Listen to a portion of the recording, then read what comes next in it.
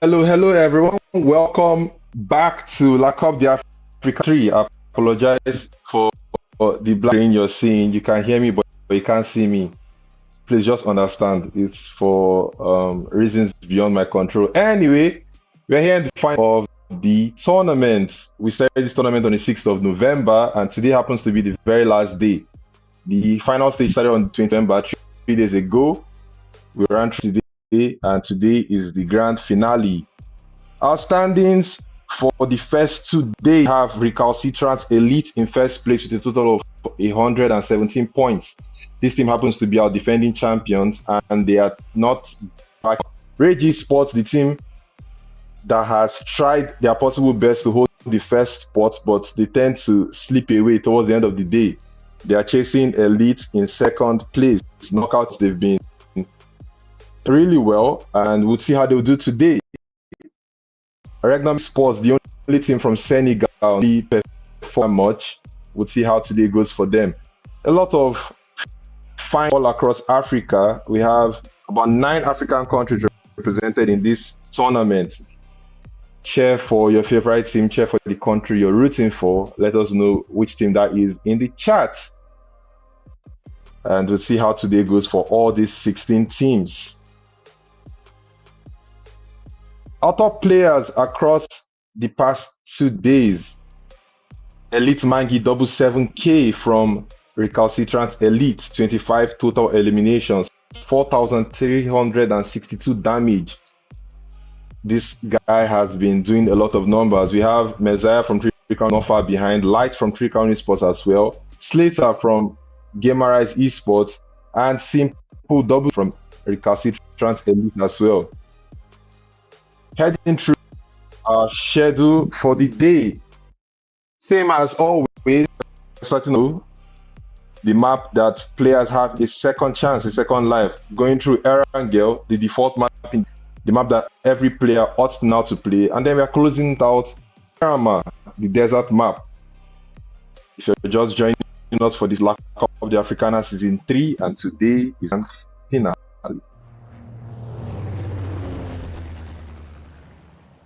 Looking at our flight, we have a fairly somewhat decent, not really the best, but starting away from ending all the way in the southeast from right and cutting through east of Test from New York Factory, ending just southwest of Jardin City. What do you feel about Rondo, chat? Let's know. Have you played this map? Do you think it's a better upgrade to the esports scene than Sanhok? For those that do not know, Sanhok used to be in the professional scene, but Sanhok got replaced by Rondo. And I think there have been a lot of mixed feelings on play over having to play Rondo. Some players are still trying to adapt, have adapted, and we'll see how they play. Some teams already finding some territories to own. We see Elite Mangi, not from I believe they are trying to play the recall strategy. You know, a lot of teams in Rondo play the 3-1 split. 3 players go to look for early eliminations, while 1 player comes the recall towards an insurance policy. You know, just have that backup there in case things go south. A fight has started out, and we are seeing New York's factory packed. What is this, like 4 teams? Interesting. Our first blood going to Angry Kazi.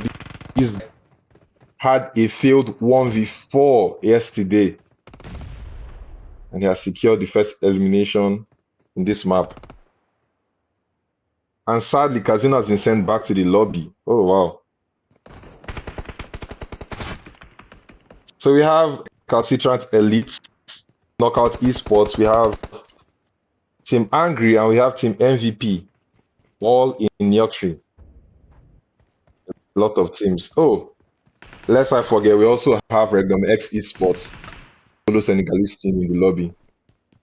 Beautiful knock from Mori onto Augie 7 MVP. Will he be able to get a confirmation?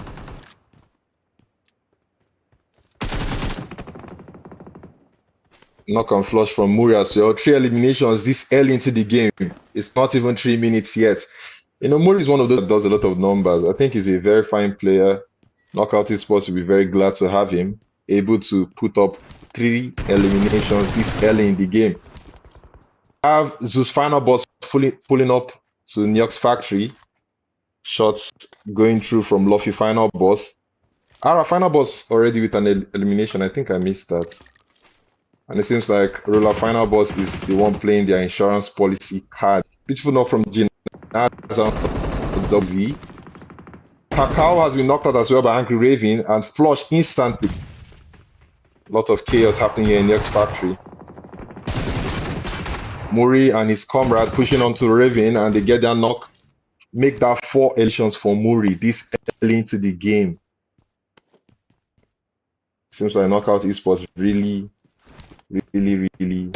want to do those numbers in this game. The final boss knock and flush onto Fadzio from REGNUM-X ESPORTS. Muri they push onto Elite. Yet another. Okay, no, that knock went on to Jinaza. So Naza 4 eliminations for Muri. Seems like Knockout Esports, they are not backing down. Be benefiting the most from this chaos in Yax Factory. But luckily, due to the trio splits from Elite, they'll be able to get their revives. As you can see on your screens, those FINALBOSS have also gotten their reader. 3 eliminations found in the full team. Wu, the beautiful knock onto Fraku from fourth. Yeah, knock. And that condition comes through. Sadly, they lost Song Ji Woo, but they'll be chilling comfortably with 2 eliminations. Team is also in Neox Factory. There are a lot of teams. I think these teams have beautiful knock from Muri. That seems to be his 5th elimination potentially. Tribe Warriors usually land at Yunlin. I'm surprised they're at Neox Factory. It seems like they've watched the streams and a lot of teams drop at Neox Factory and they want to join in on the party. This MORIS in it out to 3 Crown Esports and it seems to be working fine for ZEUS MORIS. They've been able to take out the trio from 3 Crown Esports. 3 Crown Esports won't be feeling too well. Our final boss, calling knock onto Jinaza. If you're seeing your feed, if you didn't, I'm here to bring to your notice. And they've gotten that confirmation. First year sent for Knockout Esports. On the bright side, Knockout Esports up to 8 eliminations already. So unique starting it out with Monkeys. They're going to be very confident winning their first trade off there. We have 4 Mauritius teams in this lobby. Mauritius to be the only country that has up to 4 finalists in the La Coupe d'Africaine Season 3. Fired from sports, trying to hold off at the recall tower. He has been able to recall his 3 comrades that fell earlier on. Fired was very low on HP. He was able to get a knock onto Frozen. Beautiful spray from Paradox. Senior just connects his shredder. Paradox has been sent back to the lobby. But on the bright side, he has been able to complete recalling his 3. They should be able to get him back to his feet soon. RUTHLESS, the solo Kenyan team in the lobby, they've been able to get their revive as well on Frozen. Put on elimination from today, should be feeling very good right about now. Fadzio, who got eliminated earlier on, has also got 6 minutes, 35 seconds in the game. We have 16 teams and 63 players. All the players that have fallen earlier on have been brought back to their feet for a second chance. Knockout Esports, 8 eliminations this early into the game. The chase is on for that first spot. We'll see how well that will go for them. GAMERIZE lighting up the kill feed with ZEUS MORIS. Beautiful case spams from Legacy there. Sending the ZEUS MORIS players back. Good thing they are playing the 3-1 split. They should be able to get their recalls if their last player isn't unfortunate. Klaus taking 1 for the team. Knocked and holding his belly. Honcho trying to do something for his teammates. Will he be able knock out Team Unique here and stop them in their track. Ahmad, beautiful knock frags. Sadly, Madman wins holding his belly right about now. Ahmad coming. He has to duck and get some cover. Mad Monkey playing this so well. I think I might to flee. Actually, he's trying to go. Madman getting the confirmations. Ahmad pulling up.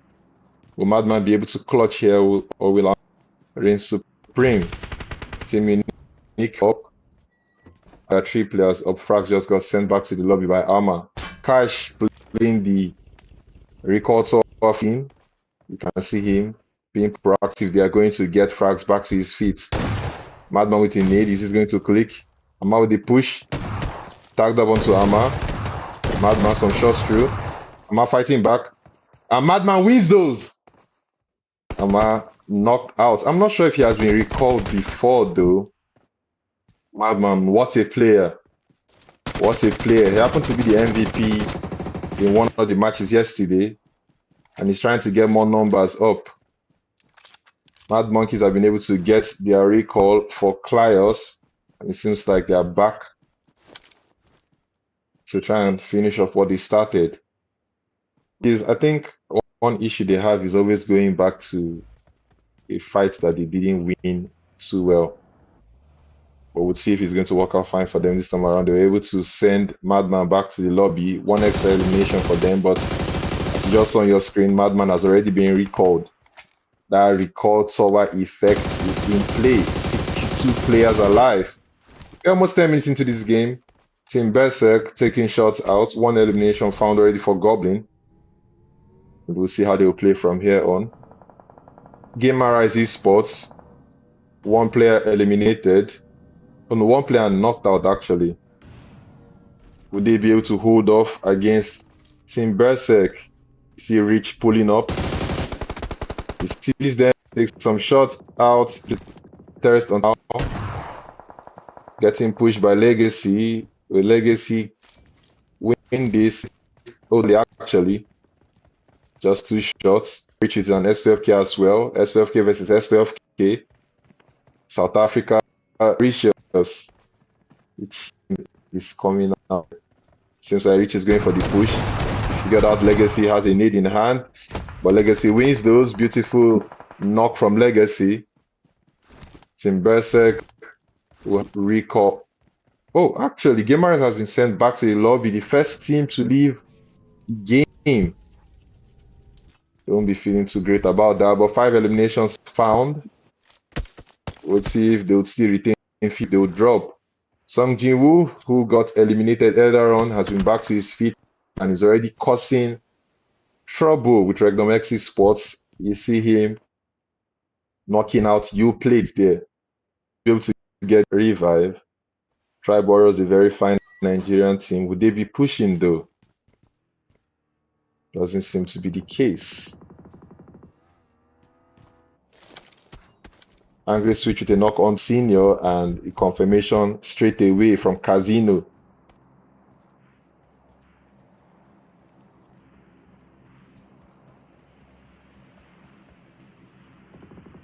On the lot right now, 11 minutes, 20 seconds into this game, 15 teams in the mix. Team Unique also taking shots onto Ruthless Esports. And Team Unique is here with the chase. Yet another knock. Frozen, uprooted instantly from his vehicle.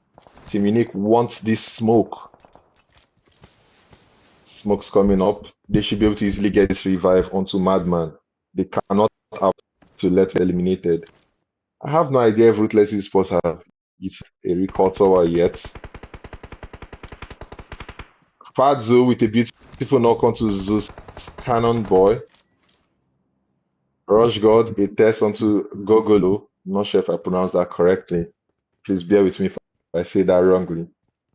Anyway, REGNUM-X is only 1 elimination found. Seems like Fadzo is bleed out. ZEUS MORIS, 5 eliminations found already. They seem to be on the end. They want all these nations. They want up the leaderboard. the push from ZEUS MORIS. Can REGNUM-X esports hold? This is a full and angry team from ZEUS MORIS. Which team is going to come out successfully? And also the SPFK. Nate tagged up there. Lots of shots flying left and right.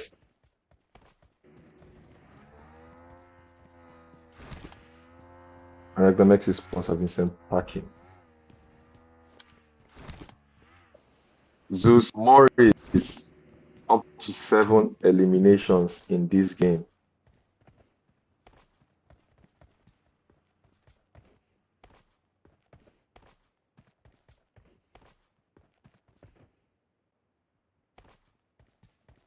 We're down to 14 teams. We've already lost the esports and REGNUM-X esports. A lot of teams in the blue zone.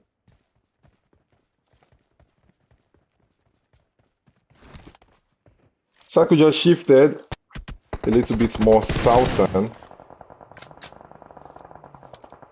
Teams in this circle, we have RRAGE esports, FORKILL Warriors, and ZEUS MORIS as well, which means 10 teams into the primary and any battle such as pop into fight with teams. I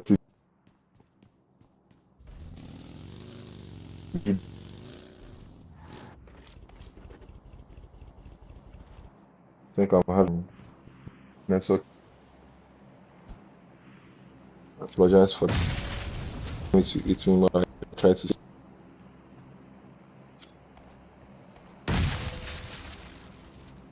We have Tribe Warriors trying to go head to head with ZEUS MORIS. Final boss, the kill feed with Dark came from Knockout Esports. Sending it onto ZEUS MORIS, trying to get it back. Tribe Warriors in the circle.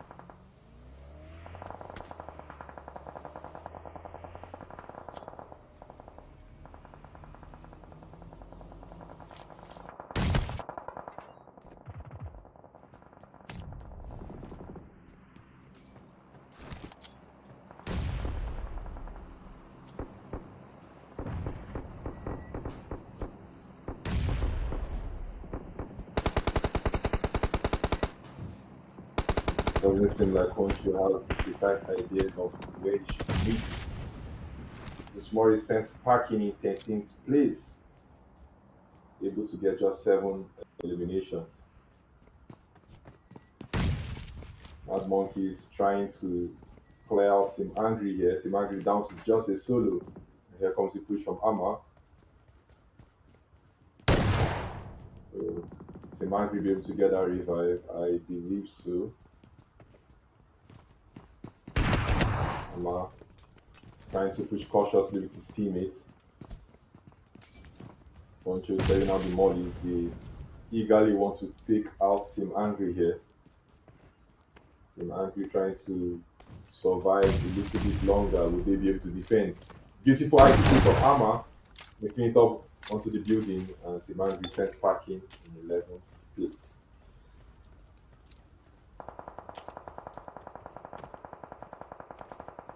Up to 8 eliminations, Mad Monkeys doing very great.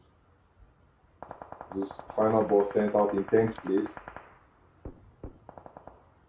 By the way, Knockout Esports able to rack up 12 eliminations. Tribe Warriors have been able to make it to 10 eliminations. They were able to count these 3 players from ZEUS MORIS racking up their eliminations up to 10. We're down to 9 teams. Mori with 9 eliminations.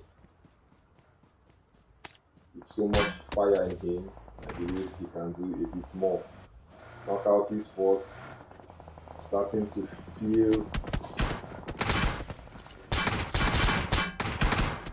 a little bit keen. Just flying left and right. Seems to be a bit rotation into the circle by Knockout Esports. Junaza is able to make it through.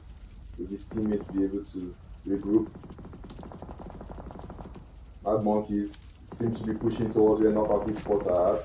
Paradox scoping through, trying to find an elimination. Mori has been sent packing. Sadly, he will be able to get more than 9 eliminations. Are you guys picking my mic? His team able to get 14 eliminations though, just down to a 2. 21 minutes and 5 seconds into this game. A lot of chaos happening left, right, and center. Tribe Warriors able to get 13 eliminations. Great Esports sent back to the lobby in 9th place. Right about now, the placement points are going to start counting. Tribe Warriors down to a solo. Will make sure be able to get his drag on top of his comrade. Great Mangi, shots flying out. They've not been able to do so much in this game yet. I think they're just trying to do it a bit slow. They want to prioritize the win. Tribe Warriors sent packing in 8th place. Courtesy of Franco 9 from FORKILL Esports. They're down to 17 players alive. Elite to knock and confirmation onto a player from Mad Monkeys. Mad Monkeys down to a solo. 1 player knocked out. Team Unique, the only team with a full team. FORKILL Esports and Elite. Down to Elite also have a full team. So we have Team Unique and Elite with full team. Team Unique need to bring Elite to a 3 with a knock on to Mangi, the current MVP of these grand finals. Mad Monkeys is down to a solo. 16 players alive. Team MVP sent packing in 6th place. 40 of Elite. Elite still taking shots onto Team Unique. Team Unique in the fight with 3C. 3-way fight for Team Unique. FORKILL Esports sent packing in 5th place. I think 6th place rather. Yeah, 3-Crown Esports in 5th place. FORKILL Esports in 6th place. We're down to our final 3 teams. 8 players alive. 23 minutes 12 seconds into this game. Elite still with a full team. Team Unique with a 3 or 2 players knocked out. Mad Monkeys with a solo. I think it's safe to say this is an easy win for Team Elite. Not the most of eliminations though. Getting that 10 placement points if they are able to win the game successfully. Poncho able to knock out a player from Elite. Simple. But I think this revive should be feasible. Poncho, a solo from Mad Monkeys, still with a lot of energy in him, trying to do more numbers, trying to get damage across, and trying to crumble elites. So we need down to a duo. Mad Monkey still a solo. Elite able to get that pick up for Simple Double Z. Simple happens to be our current fifth top player with just one elimination. Will he still be in the top five after this match though?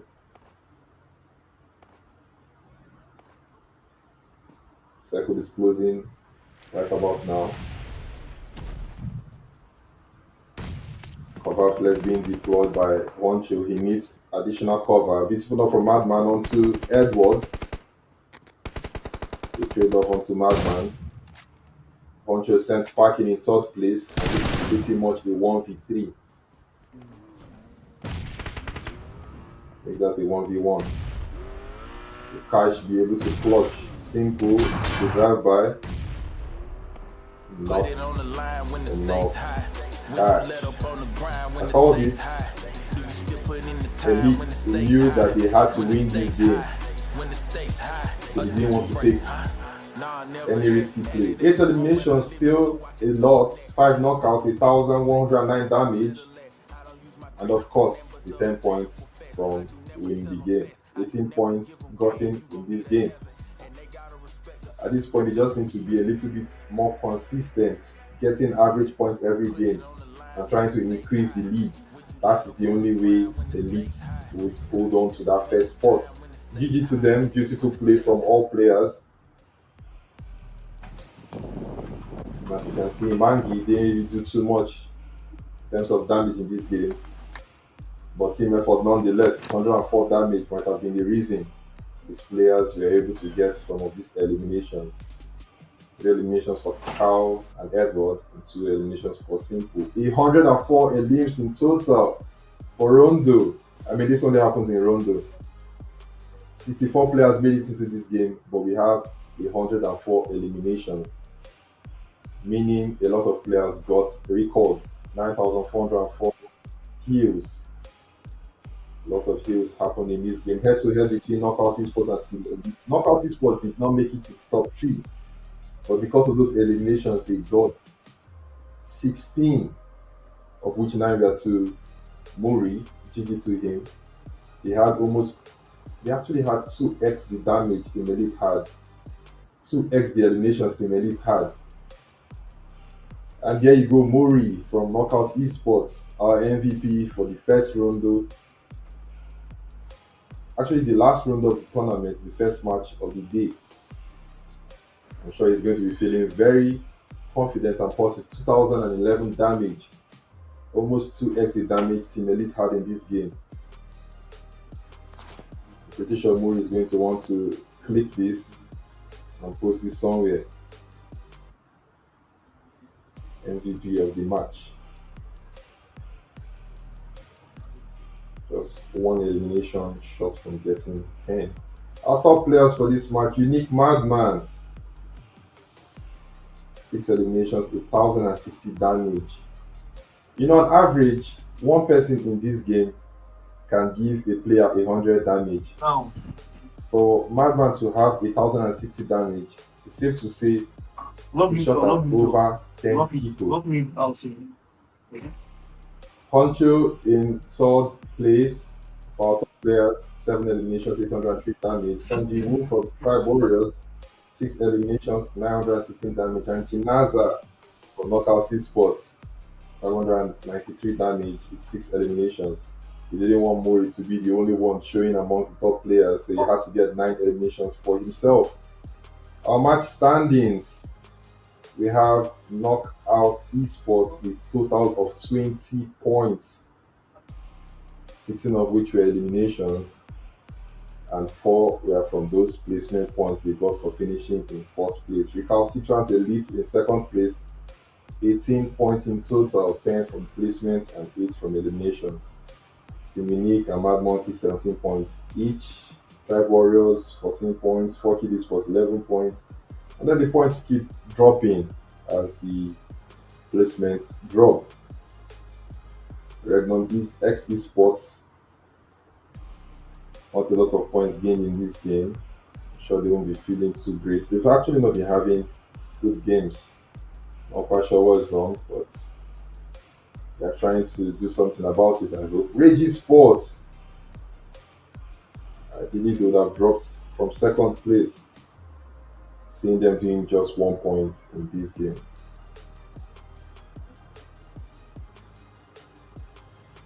And then we have our overall top players. Jinaza has been able to make it to the second place, just closely behind Mangi 77K. And that's courtesy of this first round. Messiah from 3C not so far behind. Madman 9 as well, and Elite Simple Double Z. A lot of numbers being done by all these players. A lot of damage, a lot of eliminations. These guys shoot everything on sight, and that's why they are top players.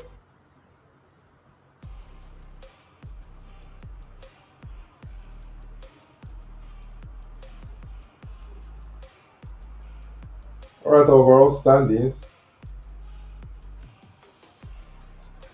We have Recalcitrants Elite still in the first place. Oh, to my surprise, RAGE Sports is still in second place. Interesting. That chicken dinner just boosting Recalcitrants Elite, keeping them fairly in that first spot as they try to increase their lead. RAGE Sports, they didn't do a lot of points in Rondo, but they're still in second place.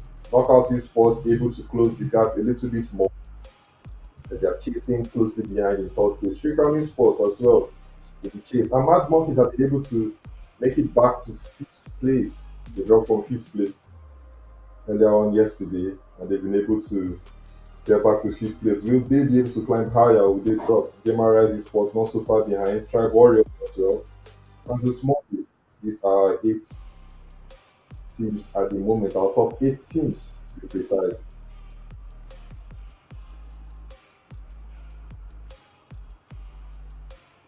Team Unique in 9th place, 62 points. We have RUTHLESS Sports in 10th place, is FINALBOSS, Team BERSERK, FORKILL Sports, Team Angry, Team MVP, and REGNUM-X ESPORTS. These teams really need to do better. Could just be that Rondo is not the map they used to get the most points. We'll be going to a short break for now, and after our break, we'll be taking you through Erangel. We have 2 Erangels to be played today and 2 Miramars afterwards. Catch you soon.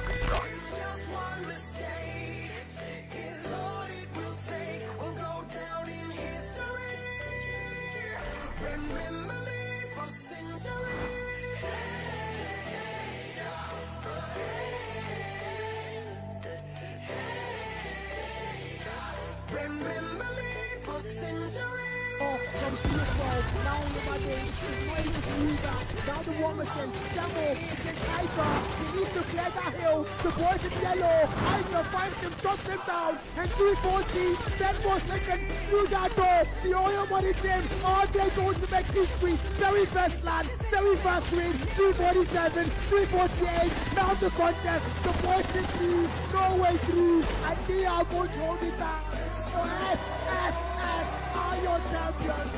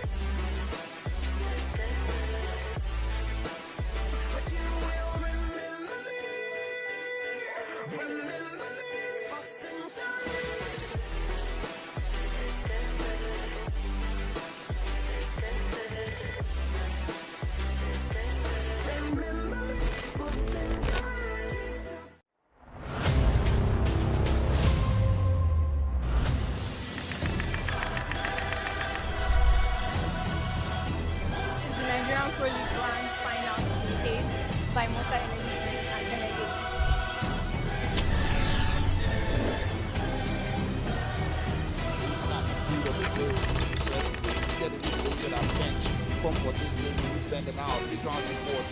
Everybody aware that there's someone who's they can support this world. This is going to end the final games of the night.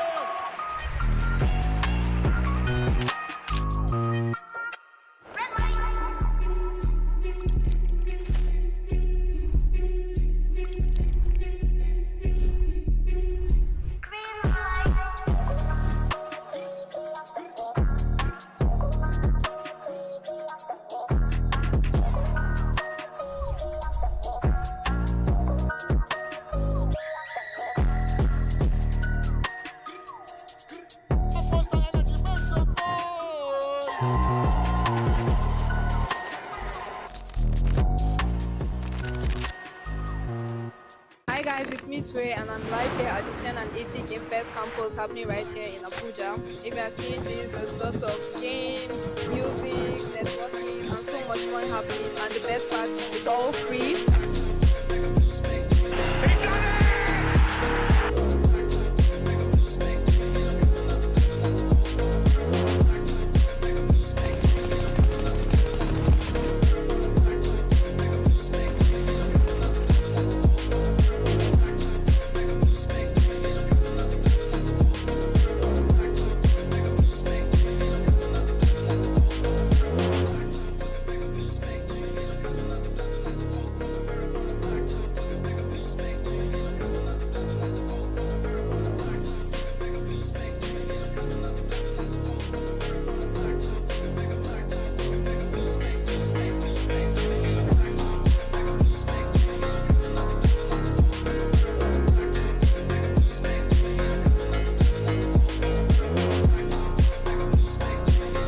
My name is Roger and I'm the winner for the Cross Mover. Joshua, I won the tournament for Street Fighter 6. Shalom Alaska.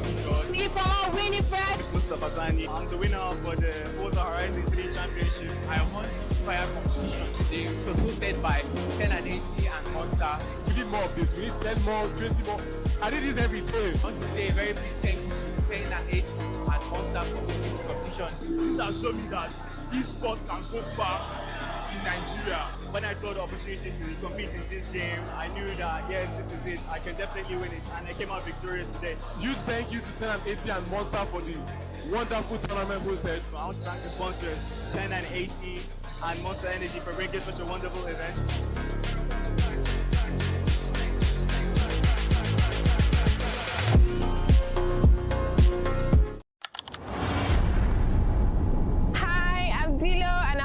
At the 10 and 80 Campus Game Fest right here in Port Harcourt.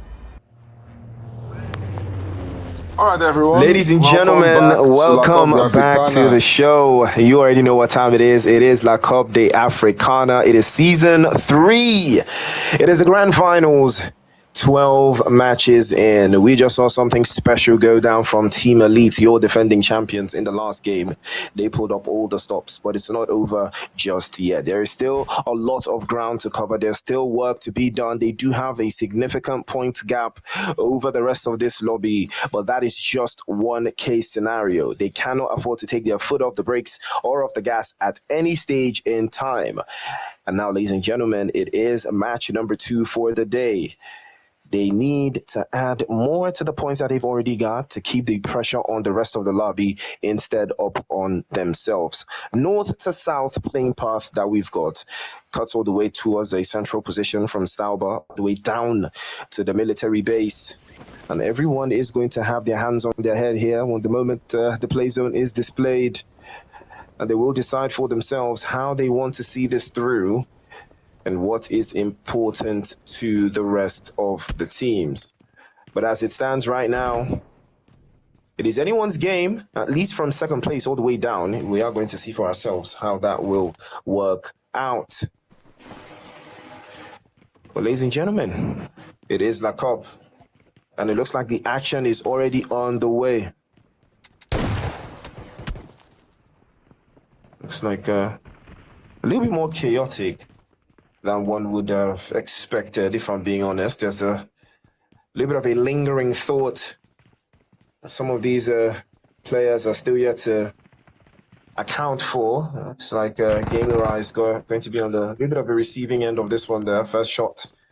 And Legacy's going to have to double back again. But that has been picked up. GAMERIZE have not had the best to the finals, but they are currently sitting in the top 6. Hopefully they will be able to do a little bit more and add more to the threshold that they've got for themselves right now. But BERSERK is in trouble. Moon gets a drop, I believe, on Goblin. And they will be just a solo man. Jump shot right through the window. And Legacy doesn't connect. We'll try again. And a little ball here coming through from the ground floor. And the guys from ZEUS are trying to break inside space, but can't find a way through. Rush God. And set it back again. Jump shot over to the window, and that is a headshot. And that does crack the helmet. Legacy making quick work. Thunder goes for... And that end of the road, potentially, for ZEUS, if they can't seem to get their way around here. GAMERIZE in a very, very interesting split, and they defend successfully, getting themselves inside of the top 5. But still a ways to go between them and the likes of the top 4. Remember, there is prize money to be won here.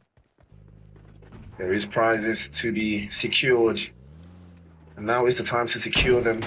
Looks like Tribe Warriors, on the other hand, are going to be taking hits against the guys from Knockout Esports, currently sitting in 3rd place. They need all the points they can get if they do want to rival the likes of RRAGE and Team Elite, the 2 teams that are currently besting them in the later stages. Team Elite, defending champions for La Coupe d'Africana, did walk away with an outstanding victory in Season 2, and it looks like they will be able to do more of the same in this season, but all they have to do is keep the numbers up, be consistent.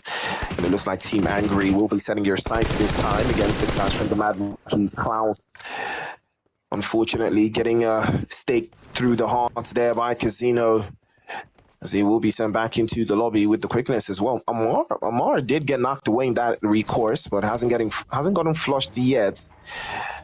But Angry looks like want to take a piece of this if they do have an angle with. But it will be the case. Amar will be getting flushed out, and nobody going for the pickups. Very pressurized, as we've seen, but Playzone has given us a little bit of an inkling on how these rotations would be ideal for some of these teams. They've had corners and pockets of space inside of the zone to work out with, but it not much at this stage, as Tony and Honcho will be the last 2 alive for Mad Monkeys, currently sitting in 6th place, still towering away on points between the top 5, or rather the top 4. And I believe the prize pool extends down to only the top 5. So they need to get back into the top 5 to at least secure a little bit of something from that prize pool. Because right now, Team Elite are going to be in the front foot into the next phase of the game. But what are your expectations, my Jesse?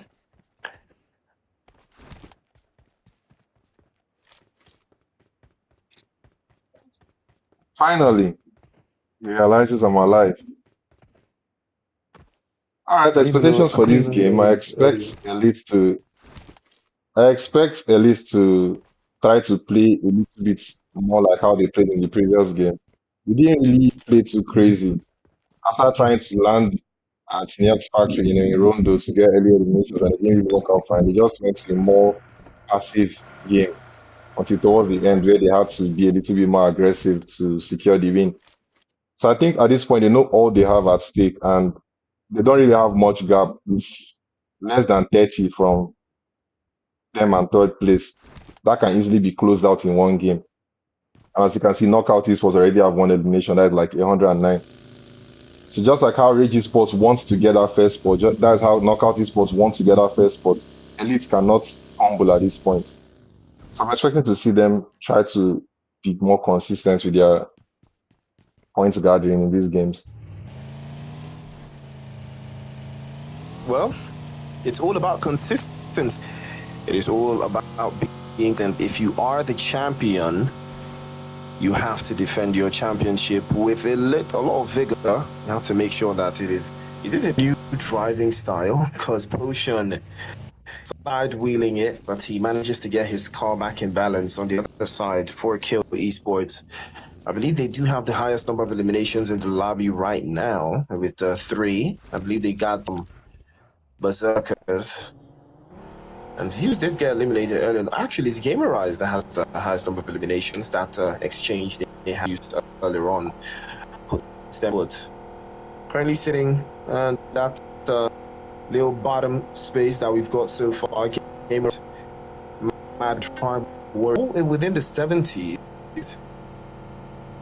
And it looks like one of these teams needs the dinner to break into the nation, you know, that 3 Crown Esports and Knockout are having. I believe, you know, RECALCITRANTS Elite, you know, Jesse, it's more about if they have, you know, games all the way through. I don't think they need to, you know, go crazy or get chicken dinners across, right? I don't think they have to go crazy, get chicken dinners across, but I think, you know, if they play a little bit slow enough, I think they can, you know, secure their points without having to lose players. Or do you think they should just go all out, fragging, dropping numbers, you know, dropping body in this second game of the day? Yeah, you know, I think with an average of 10 or more points per game, they should be able to lock in their first spot. At least 10. Even 10 self might not be too safe if RAGE Esports and Knockout Esports have 4 very consistent games. But they just need to do at least 10 points a game. That's what they need. Thing is, in games like Erangel and Miramar, there's no second chance, there's no recall. If it was Erangel they played first, losing 3 people without extracting early eliminations would have been very crazy for them. A good thing is Rondo. Well, you're absolutely right. You know, the Rondo strategy gives you a little bit more confidence to make consistently much more bold plays. But now we are in Erangel, where there is no such luxury, as anybody that gets caught at the end of the barrel will be sent back into the lobby with the quickness as well. So everyone has to lock in. Everyone has to make sure that they do not get caught out. They do not lose any bodies in that trade-off that we've seen so far. But ladies and gentlemen, if you're just joining us, it is La Coupe d'Africaana Season 3, Grand Final match number 12. Still got 3 more games after this before we crown our champion for Season 3 of La Coupe d'Africaana. And there will be a cornerstone, a corner block. And there will be plans in motion for some of these teams. Tribe Warriors being one of them, as they've lost one of their players. And losing that one, that put things into a little bit of a different perspective for them. I mean, you know, Jesse, you always have to understand how it feels for a team like Tribe Warriors right now that's chasing the game, you know, currently sitting inside of the top 7, not too far away from the top 5, right? But now in a game like this where you've lost one player, do you think it's still valid to stick to, you know, the original strategy you came into the map with, or do you think it's something that requires you making, you know, some major changes? You know, the thing with losing players early in the game is the other players need to fill up that void. So what would have been easier for 4 players to do would be a bit harder for 3 players to do. Not like it's not doable, to just be a little bit harder. Because if 4 people were to spray down one vehicle, 3 people have to do it. So they have to hit a bit more shots. They can still stick to the plan. They just have to be more effective. So if they were giving it in 70 to 80% individually before, they have to try to do 100. Seems like a fight is going to come up soon between ZEUS FINALBOSS and 3 Crown Esports. Luffy hops out of the vehicle to take some shots onto Paradox. Ara as well with an off angle. Seems like Recon Esports will be retreating. Messiah out of his vehicle, though, trying to see if he can get some shots out. RR still scoping. Couple drive-bys going on around. No knocks yet. No shots yet. No shots on target, rather. Do you think it's too early for teams to be fighting, Priest? You know, I think when it comes to PUBG Mobile, time is a concept, right? The more teams you eliminate early, the less teams you're going to have, you know, when you get into phase 4, phase 5 of the circle. That has always been my mantra. You know, if you eliminate early, you're less likely to face more teams as you go on into the game. So it really depends, you know, strategy-wise and the type of players that make up a particular team. If you can't take an early engagement, you can't come out on top. You know, especially if you have a lot of intel being gathered around. You know, 3 Crown Esports being one of those teams, if they do have a lot of intel, they tend to take their engagements. But, you know, in a scenario like this where FINALBOSS also have to do the exact same, there will be an unreasonable clash of horns. You know, some teams also like to decide early engagement is not going to be worth it for them because they're always going to be that risk of a third party. You know, the third parties are more likely when there's still a lot of teams alive. And it looks like, oh, wow, that was a spray and a half from Luffy, just to send a little bit of warning towards Cacao, I believe, recalcitrants. We just have to reposition there. But they have been made aware of FINALBOSS presence, so they will keep an eye out here. But on the other, it's like Ruthless Esports will be sights onto the guys. I believe Madman was caught in the crossfire, and he has been knocked away there. Incapié makes the answer a little bit closer here. Phase 4, Ruthless Esports, they might be able to capitalize on this. A spin over to the south side. He circles back. It's an angle again through. It's not enough. Tries to make it in. There will be a pressurized container here being launched. But as it stands, Jesse, I think, you know, it's all about the strategies of the team. As you can see here now, Ruthless Esports, they've seen that there's a chink in the armor of Team Unique, and they have exposed it immediately. This is a team that's chasing the points. You know, currently sitting in 9th place. They're trying to break into the 70s. So I think they're making the right call here. I think they're making the right decision, you know, going into this next stage of the circle. Yeah, very true. Picking up eliminations from Team Unique that happens to be just below them in 10th place is very crucial because they need as much points as possible to overtake ZEUS MORIS that is above them. ZEUS MORIS eliminated quite early in this game, and the lead is just 10 points away from Ruthless Esports at the moment. Ruthless Esports can rack up more eliminations. They should be sitting in 8th place. So I think it's a pretty decent play from them there. Panda FINALBOSS with a knock onto RRAGE Azin. Will he be able to get that confirmation? That is Mauritius versus Madagascar. RRAGE happens to be our only Madagascar team in the lobby. They are striving for the first place. Will they be successful, or will Elite be better? The cover fire coming through from RRAGE there. They do not want to lose their comrade. I think at this point, those FINALBOSS don't even need to commit. They just need to stall. Azin is going to believe why they can try to get another knock. Sometimes teams get eliminated while struggling to get one thirst.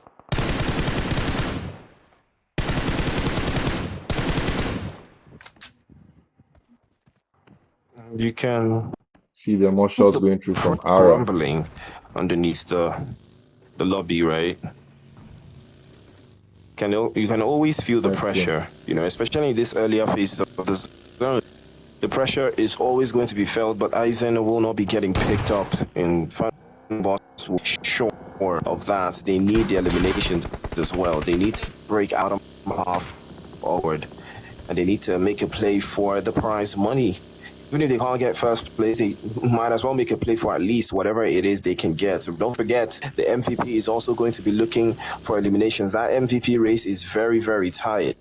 So we are going to see by the end of match 5, who will be the MVP. Cacao, unfortunately, doesn't look like he's playing the same role that he did last year, as he did become last year's MVP. But Now we still have a couple of elite players there. I believe I saw Mangi in the conversation, and still had a couple of others from Knockout Esports. But it looks like Cacao will be setting his sights on to the guys from 3 Crown Esports. Oh, what a beautiful breach they've got here. Molotov launched over to the side there. Paradox too far away to provide any sort of cover.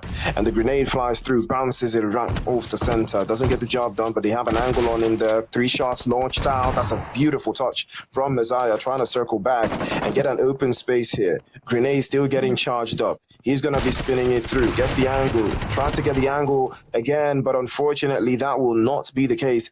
3 Crown Esports will be swept aside by Team Elite, and Team Elite still continuing on that war path, Jesse. They are still adding and more. 3 Crown Esports contributing to the eliminations Elite desperately need to get. Messiah tried his best to hold up there, but it wasn't just enough. Mori, beautiful knock onto your plate. Knockout Esports, yet another team trying to rack up the eliminations. Daxin knocked away. They should be able to get that revive. It seems like they eagerly want to finish out this fight with REGNUM-X. Are they retreating? Okay, I didn't see that coming. Maybe they want to get another angle. Who knows? One elimination found already, though. It seems like they want to play a little bit more cautious.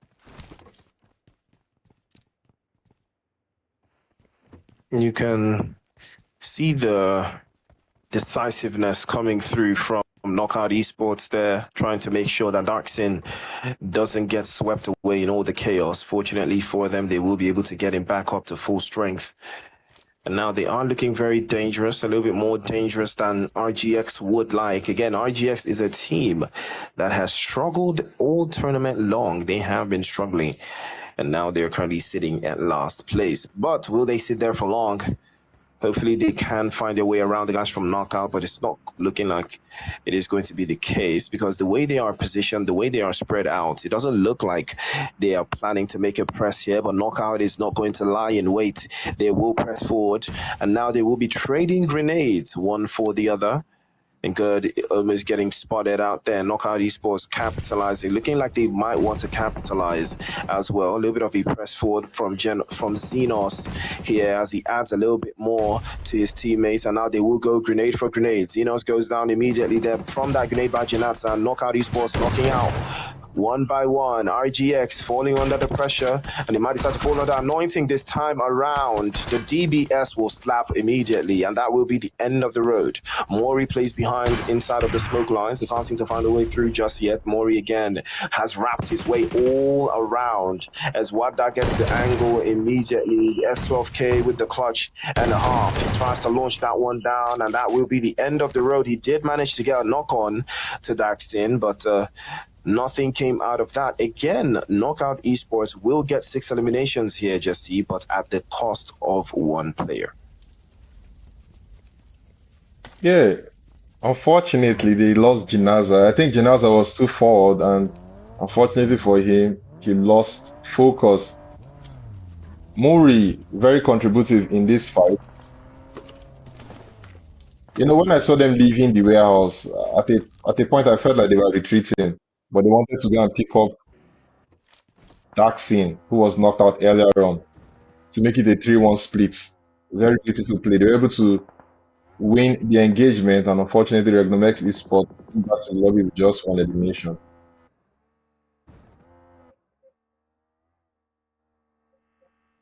Unfortunate scenes.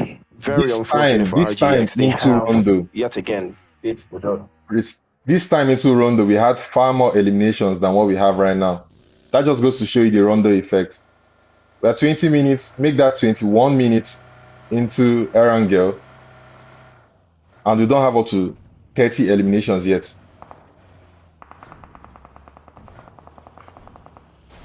Well, that gives you a little bit of insight as to how it is looking and what the Rondo strategy is.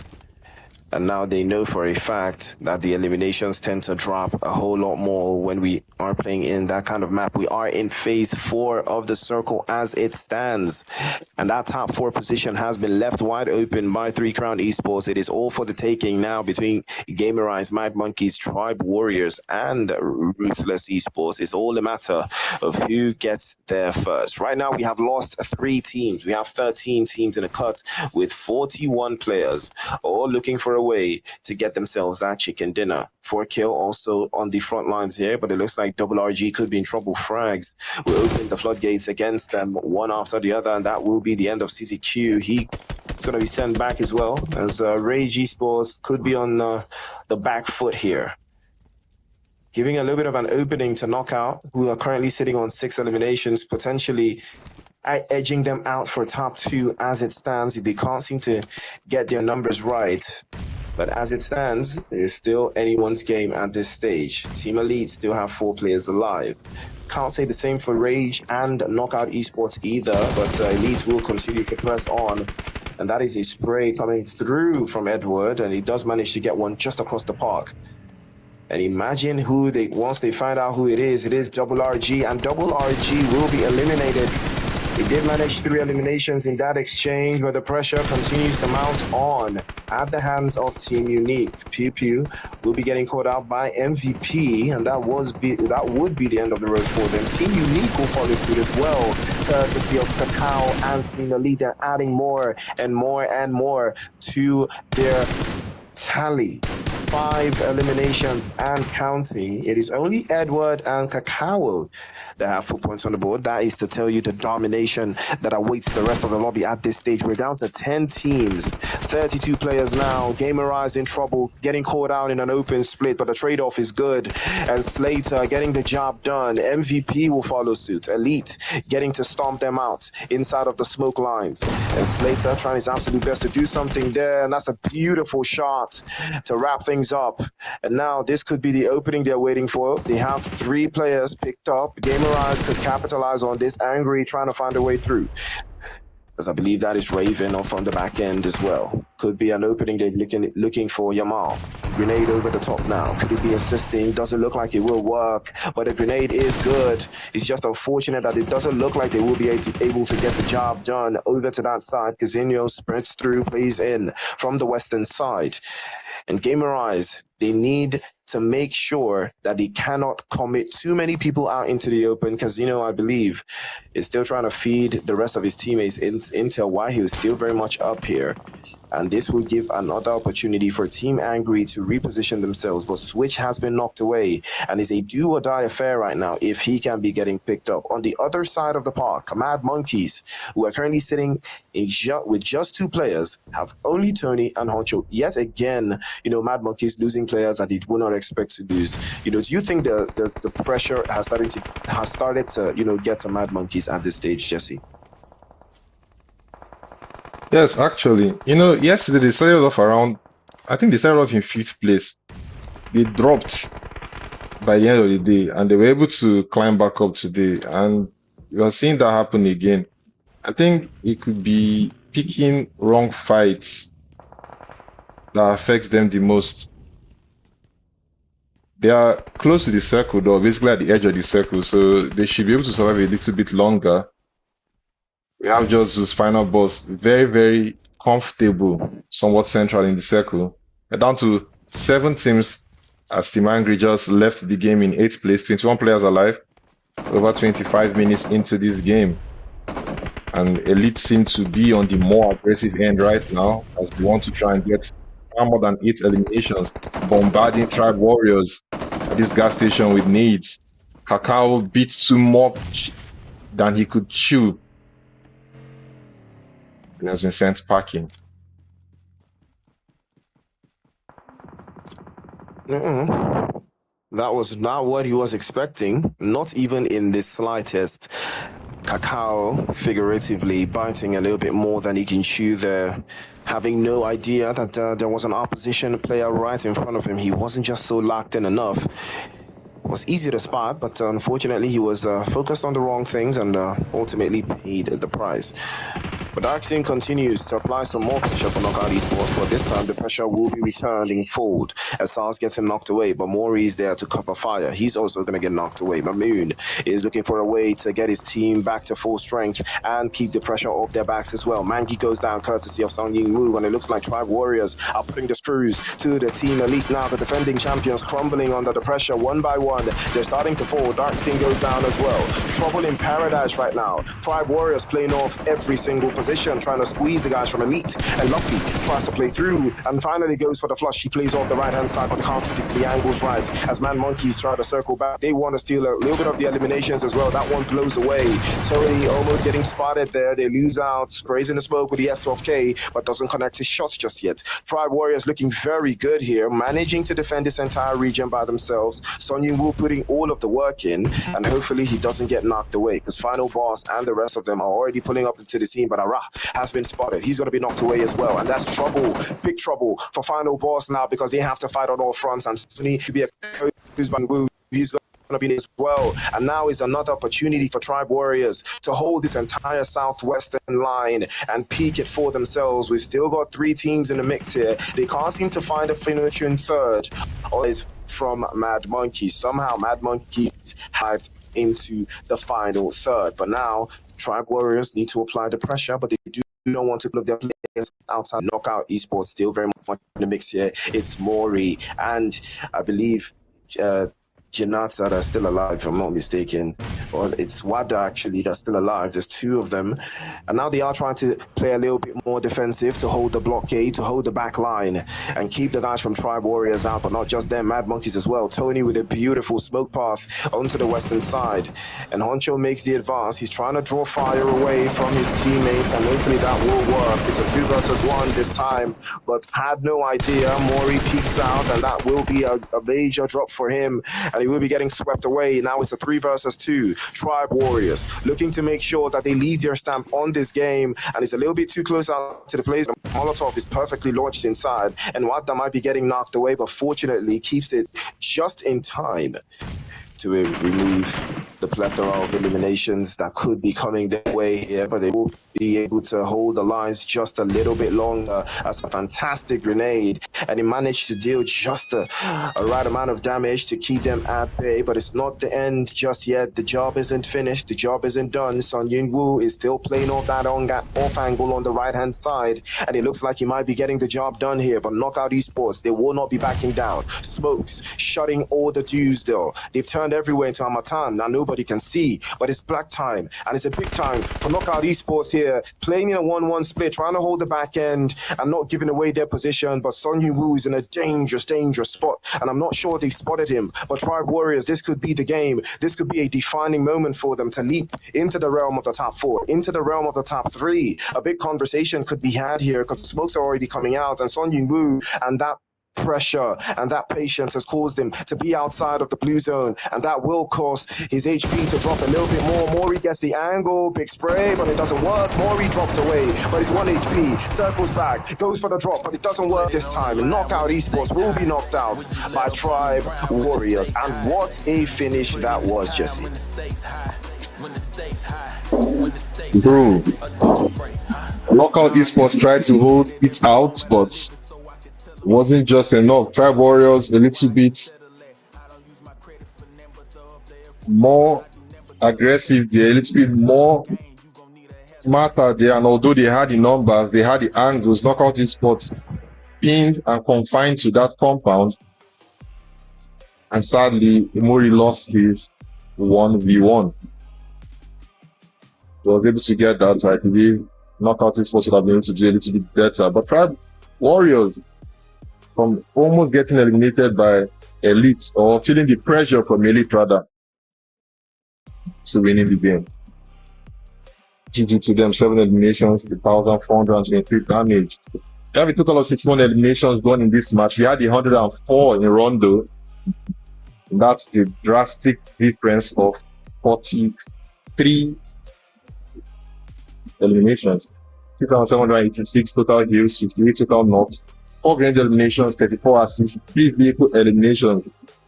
3 people died by being run over. Wow, that's a lot.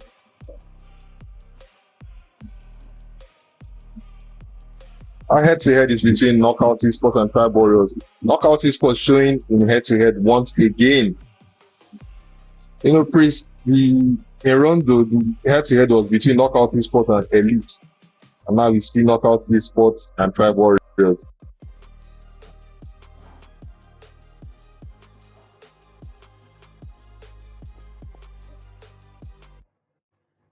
Interesting dynamic from what we've seen so far. But Knockout Esports, if all but anything, they have been absolutely kicking off today, being super consistent. The point difference between the two teams, though, not too far off. The chicken dinner from Tribe Warriors did not save them.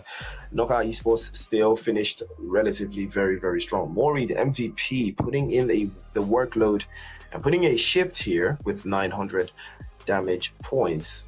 That's a lot of damage points though, but he did manage that. I believe he did get the other angles as well, did survive the highest number of minutes as well.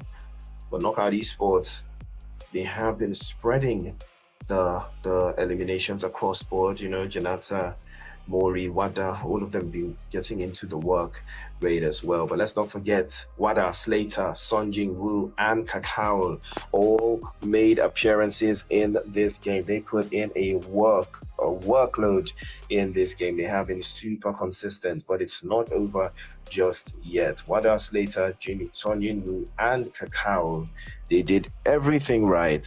And now it is, we're going to see who is going to come out as the MVP, because that is the conversation that we will have to have at the end of the match, or at the end of the last match, to see who will be crowned MVP for the grand finals. But as it stands right now, 18 points from the game to add to their title charge. Knockout Esports looking very, very strong yet again. Tribe Warriors chasing behind. They did secure the chicken dinner, so that puts things into perspective for how they've performed so far. But let's not forget, Team Elite still performing, still consistent. 11 points to the good.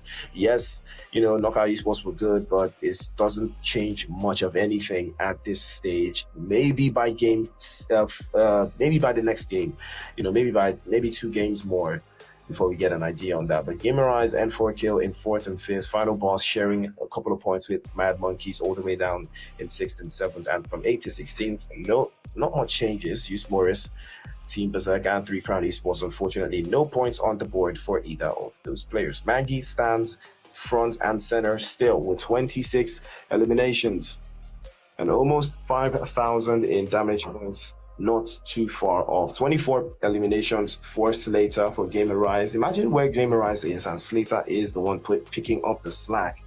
But ideally, Janata and Kakao are now in the conversation for MVP as well. Remember, they have way more eliminations, but they are trailing behind in the respect to damage. And once Kakao sees this, he will just start adding more and more damage points across the board. For 3 Crown Esports, they'll have the main man, Messiah, to charge for MVP for them. He's still just a few eliminations shy to make inside that top 5 MVP slot. And then we have a sideline on the overall rankings right now. Elite with 146 points, looking very confident in first place, but Knockout Esports and not making an easy ride at all with 126 points behind, 20 points behind them. That is a chicken dinner and a couple more eliminations, and they could turn this around. RRAGE still sitting quite nicely in the top 3, but with 117 points this time. 3 Crown Esports and RAGE and Tribe Warriors are much closer to RAGE than RAGE would like. GAMERIZE also in the conversation there with 83 points, shared with Mad Monkeys in the top 7, and ZEUS MORIS in 8th place, still a couple of points just behind the guys from the Mad Monkeys. Remember, it's still possible for them to get into that top 5. That is where the prize pool ends. But on the other side of things,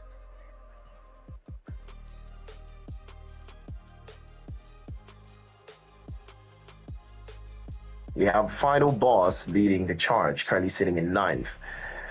Team League with 64 points, 3 shy of taking over the top spot on the bottom half. But Ruthless Esports, they have a long ways to go. They are trying to make it into that final third. FORKILL as well with 50 points. BERSERK, Angry, MVP, and RGX still looking for a way to get back to winning ways. But right now, ladies and gentlemen, it is 2 games in, and we have 3 more loading. First Erangel of the night, and we're about to head into the last Erangel of the night. Right after the break, we'll be right back for more Luck Up action.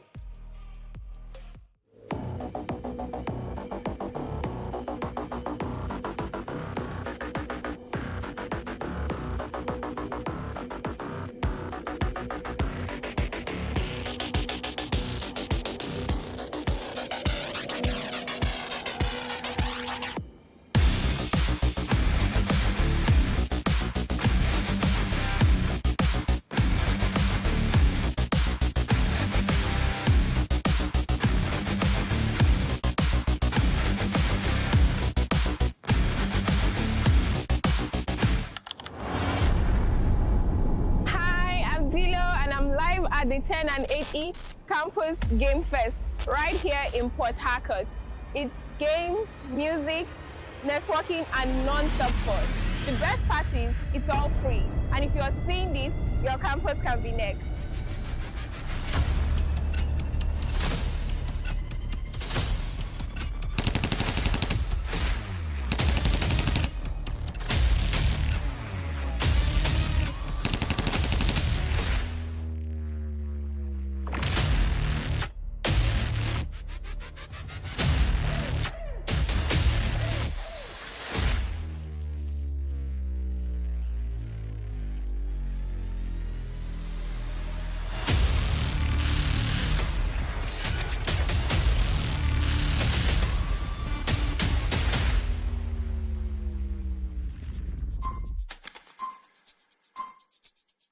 Hello everyone, I'm Jindu. I'm the winner of Just Dance game, and I want to use this video to appreciate Monster Energy Drink and 10 and 8E.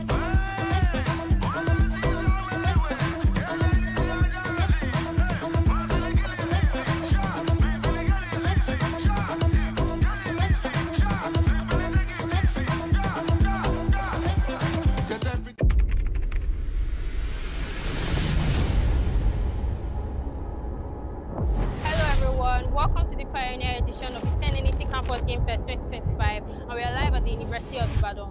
Game on.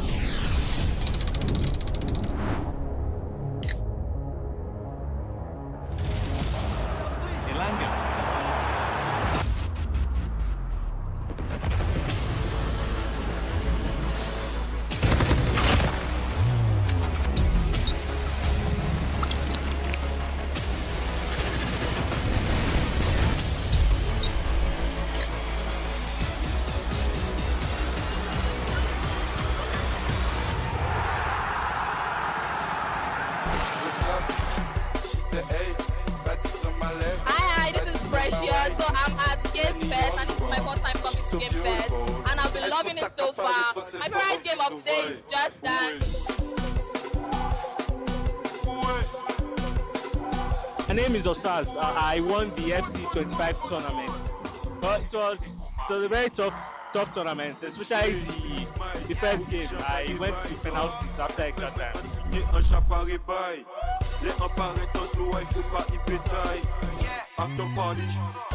Yes, Kamala Ferwina. I participated in today's tournament in 10 and 80 and Monster tournament, and I was the winner for Free Fire.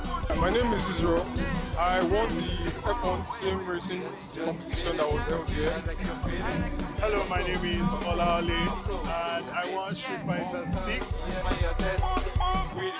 I participated in the Just Dance game, and I've been moving my body. And yes, Game Fest, I would like for you to come back to UI bigger and better.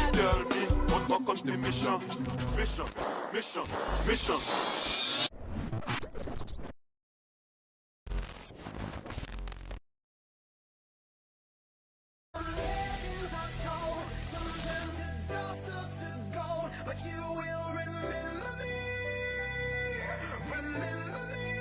Back, about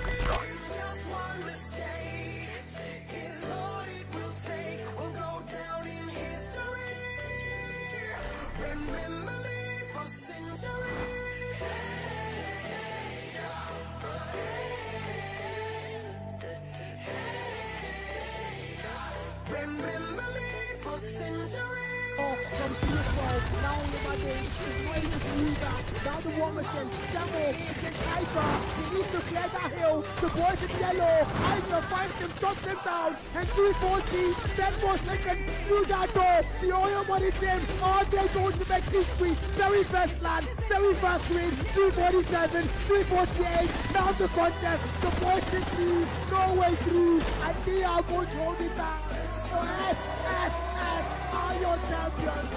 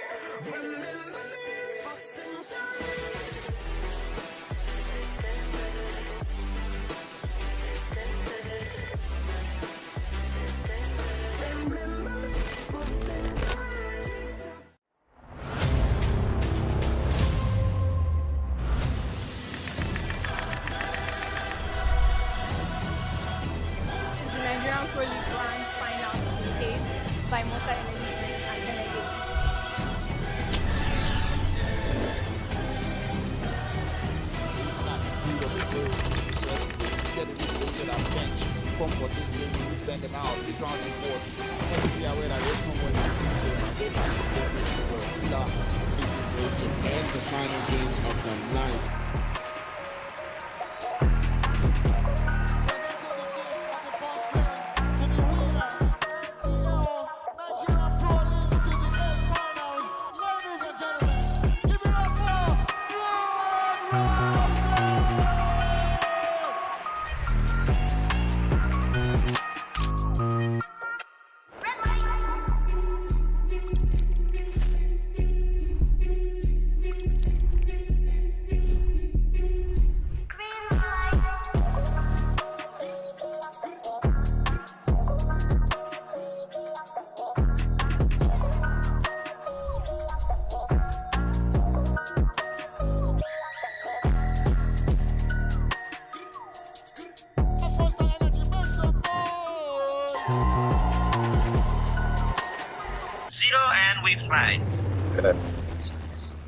Ladies and gentlemen, welcome back to the show. It is a party time, and guess who's on the mic?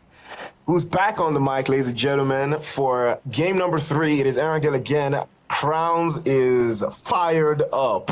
Crowns, do you think Elite is going to cook for the rest of these games? Do you think you're going to cook everybody else of your game? Do I think I'm on smoke? I'm on big smoke this evening. Everybody should lock in. Hello, ladies and gentlemen. This is for Crowns. You know the vibes. I'm about to get things kicked off here. I'm coming at the middle point of the stream, and I've been seeing pretty impressive performances, especially from those bottom and mid-table teams. So yeah, excited for the final day. Priest was good. Super good, actually. But now, after that performance from, Knockout Esports, again, we have to have a conversation about the skill, the performance levels, because Team Elite, this is a team that won La Coupe d'Africana in Season 2. They're back again. And, the way they won in Season 1, back then we had Peak 10-11, we had, I believe, 03 Brothers, I think, and we had a lot of solid teams that went up against them, and, they just ran away with it.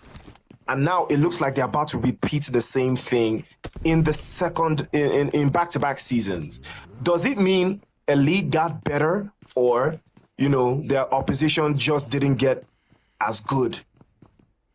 Nah, I don't even think it's either of those. I was talking to Jesse yesterday. I was saying, and we also spoke about it in length as well yesterday, with flexibility that comes into play whenever you're playing PUBG Mobile, because that flexibility is one thing that we see a lot from them. Yesterday I was saying that, this team doesn't really look so consistent across the games, but then it started off a little bit slow, and then in that day, what looks like a non-consistent performance, they end the entire day getting a chicken dinner. So I really think it's just that their ability to adapt and just be flexible around the lobby. I think that's really what is keeping them above the rest of the pack. Because I mean, RRAGE, who's trying to chase them, rather than adapting to the lobby, are just playing that, oh, let me try to be as conservative as possible, make it into those final circles with my final team, or sorry, with my team, and get, you know, possibly chicken dinner or good placements. You're absolutely right. You know, I think I saw, you know, RRG try to do the exact same style from day one. You know, try to keep as many players alive into the third, no matter what it takes. I think that's been their too. They do fall into some sort of catastrophe that forces them to take games early. They will, but you know, they've been heavily reliant on getting into third parties and making sure that they have enough bodies in the final third. I think that has always been the strategy for RRG. As many bodies alive in the final third, and it has worked a treat for them because they have secured, you know, quite a number of chicken dinners. But you know, it doesn't end there. It's all about eliminating your opponent. I think at this stage of, you know, playing competitive PUBG Mobile, I think some teams are still yet to find that that idea of you have to directly deal with your opponent yourself. You know, if they go to elite or knockout and just deal with them directly and know that yes, I by my own hand have made something happen for my team, you know, or we have made something happen for ourselves by eliminating our direct opposition, you know, that I think we are still yet to see stuff like that happen. You know, I would expect at this stage for them to take the risk. You go hard right now and just get it done, you know? Well, fair enough. But at the same time too, I'm like, it's my finals, you know? I don't want to make the finals or I don't want to make my entire personality in the finals be about another team. Like, yeah, if Elite is doing well, I think what I would rather want to do would be outdo them in this lobby, because you know, if there's one thing I've been asking myself recently, it's almost one of those why am I mad type of questions, where it's like, why am I in this situation? Am I in this situation? I'm in this situation. Yes, Elite is doing well, but why am I not the one doing well? Why don't I do well too? You know, get used to that lobby, adapt to it, because we're seeing them match the numbers in terms of chicken dinner, but in the same game where you're trying to win a chicken dinner of where you win your chicken dinner with like nine eliminations or like maybe 8 eliminations. That same game, even elites could get ordinary 15, like themselves 15 eliminations or something. So you see them just really adapt to the lobby like that. And we saw 3 Crown as well yesterday. Look to try out some of those, but with respect to the consistency in keeping up that prowess, it just started to seem like, you know, somewhere towards the middle of the game they started to fall off, get a little bit tired. So it's like it's just more than even just how they're playing. There's just some things that are just a little bit ahead, which still really, I'm like, that flexibility needed to just change up the way you play, make things better. I think, you know, work with the lobby, work with what you have. Well, it's all about consistency at the end of the day, and you're right.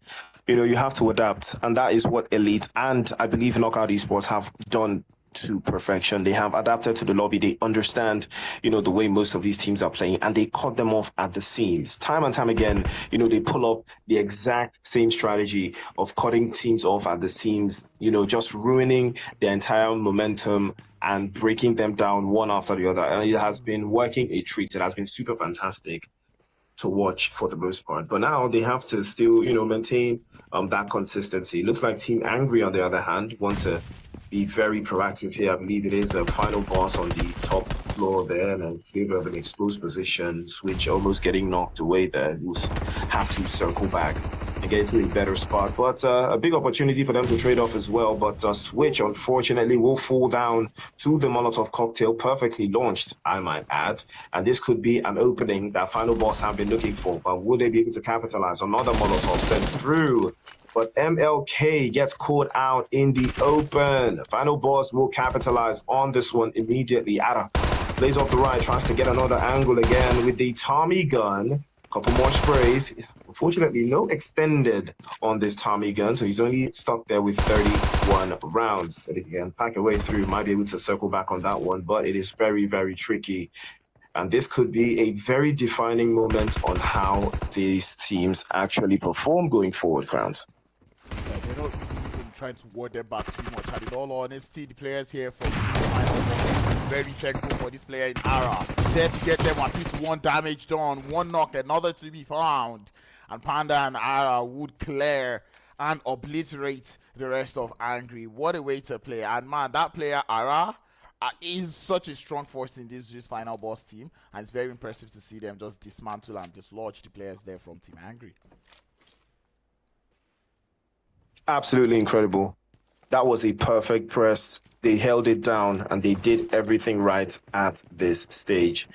And they walked out with 4 eliminations to the good. Again, final boss, they've had it in there. You know, I think they did finish in first place or in the top 2 for, I believe, the last chance qualifier. And they did do it with a very, very ridiculous margin to show how dominant they could be.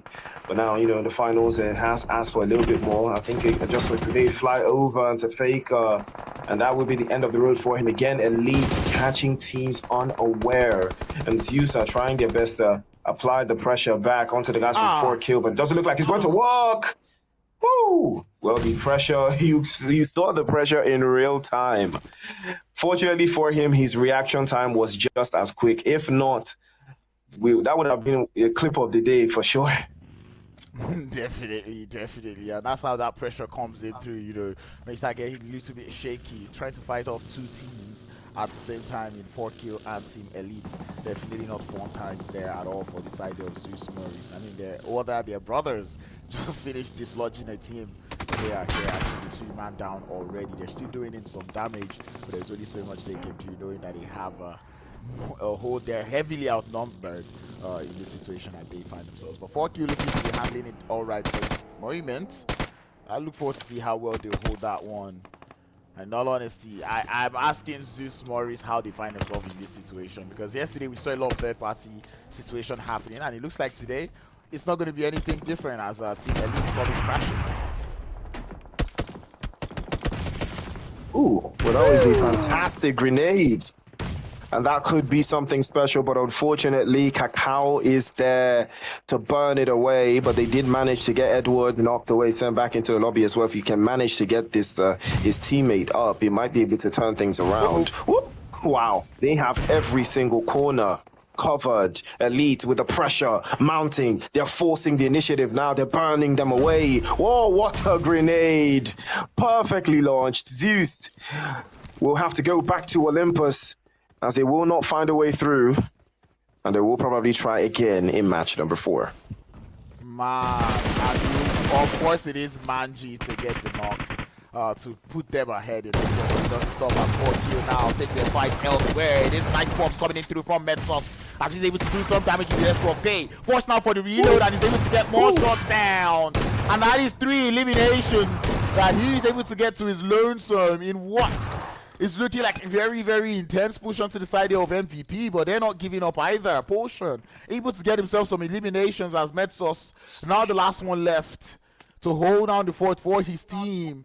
Grenades now being sent out towards his direction. He has to hold down the 1v1.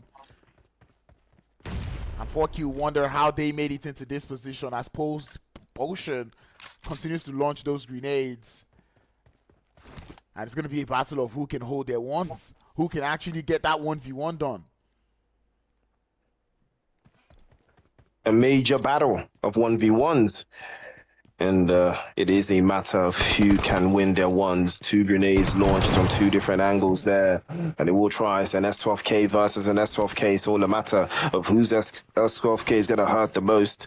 And Metsos continues to apply the pressure there to drive MVP back as well.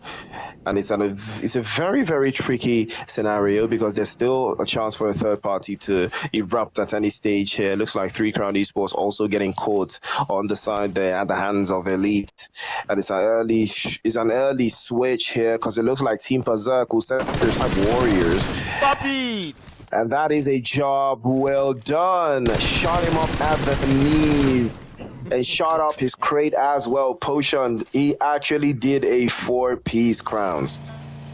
Indeed he did. And he's like, well, you guys just have to stay alive. And I would have handled this entire team myself. But speaking of handling myself, Crown Esports looking to handle the players here from Team Elite. Elite already down by 2, with 1 still bleeding out, another to get knocked now is Manji. but it is Simple now, trying to see if he can hold on the fort. There's a grenade being prepped up onto his position, but he's able to save that one in style. But getting pushed out from different angles here. Elite trying to hold down. He's outside defense now, looking to push it from the side, and target falls. 3 Crown Esports getting dismantled one after the other, but they push from 2 sides and send Elite back and packing with 4 eliminations in 12th position. Wow. I mean, 3 Crown Esports came out on top, but that guy was moving like a ghost, man. He was moving different. And the fact that he was even ready to on the next player that was coming off the left, he still managed to deal damage on him.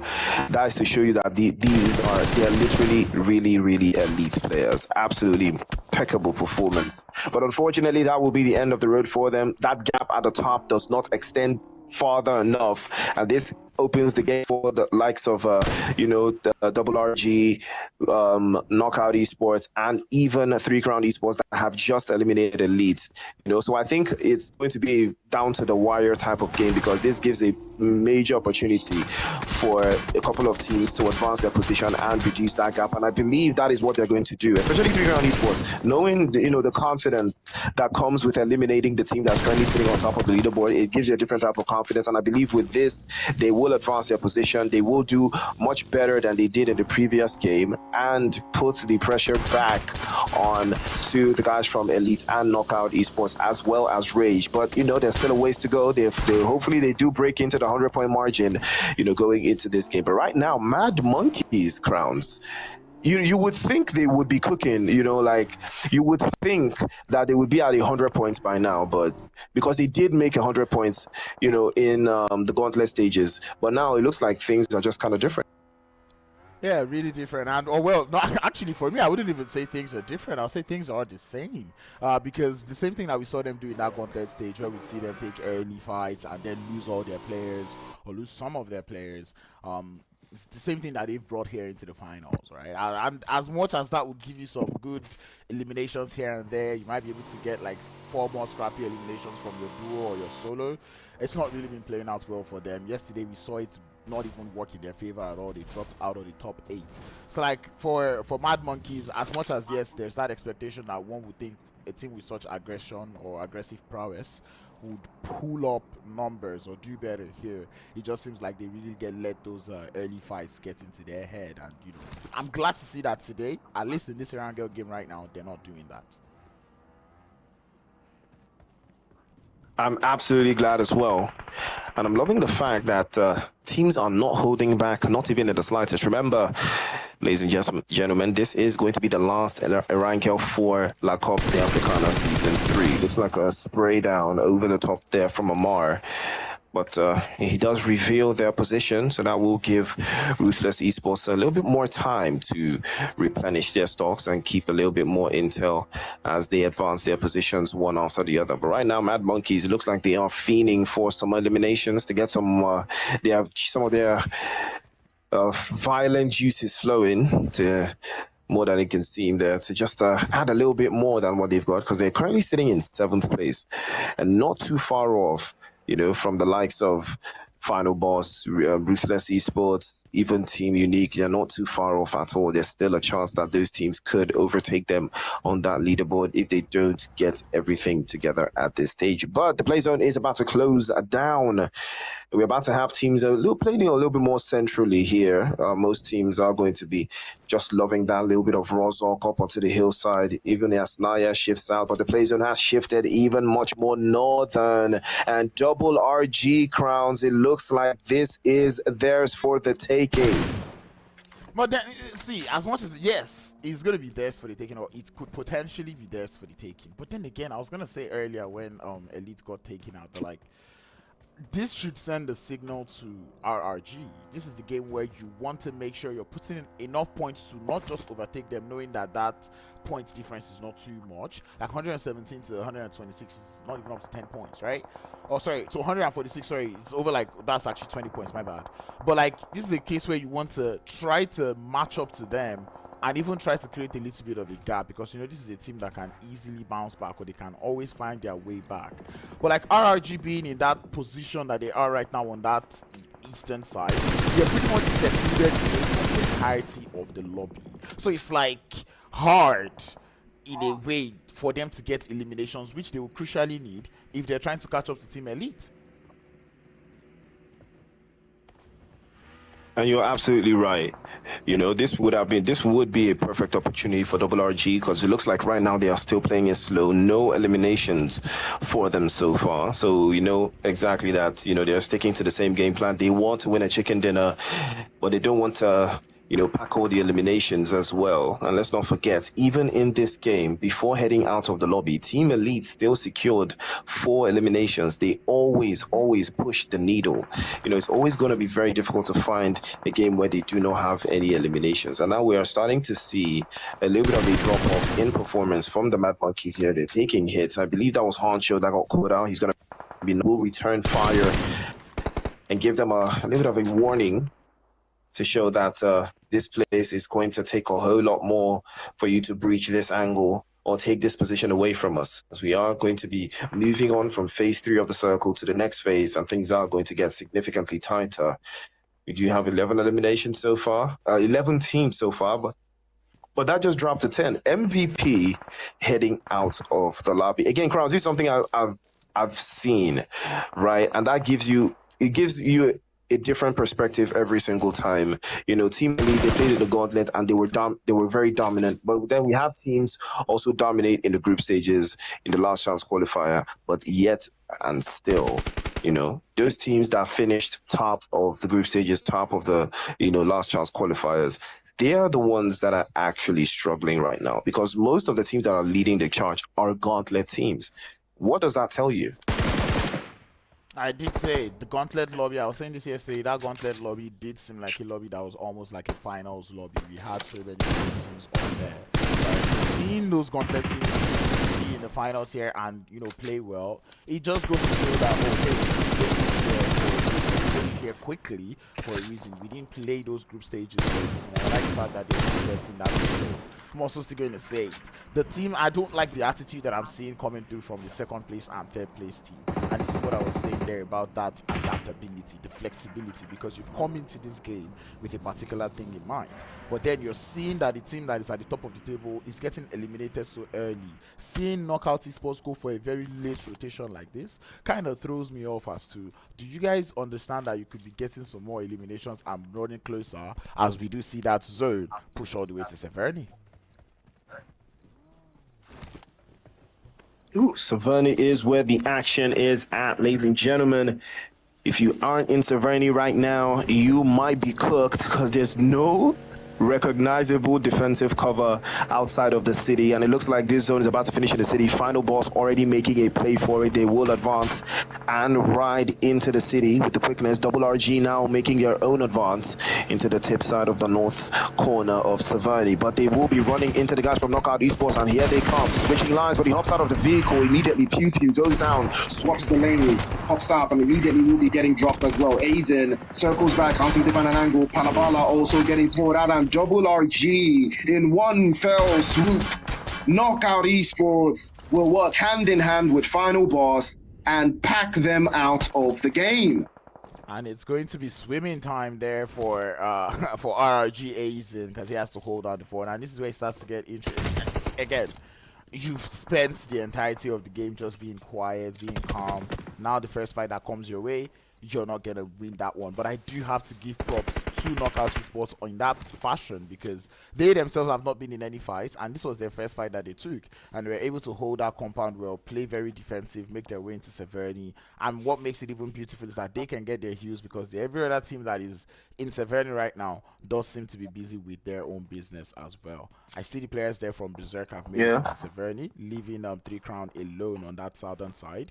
And now I'm curious to see what 3 Crown has got in mind, seeing that they're still playing far away from the rest of the pack on the southern edge of the circle.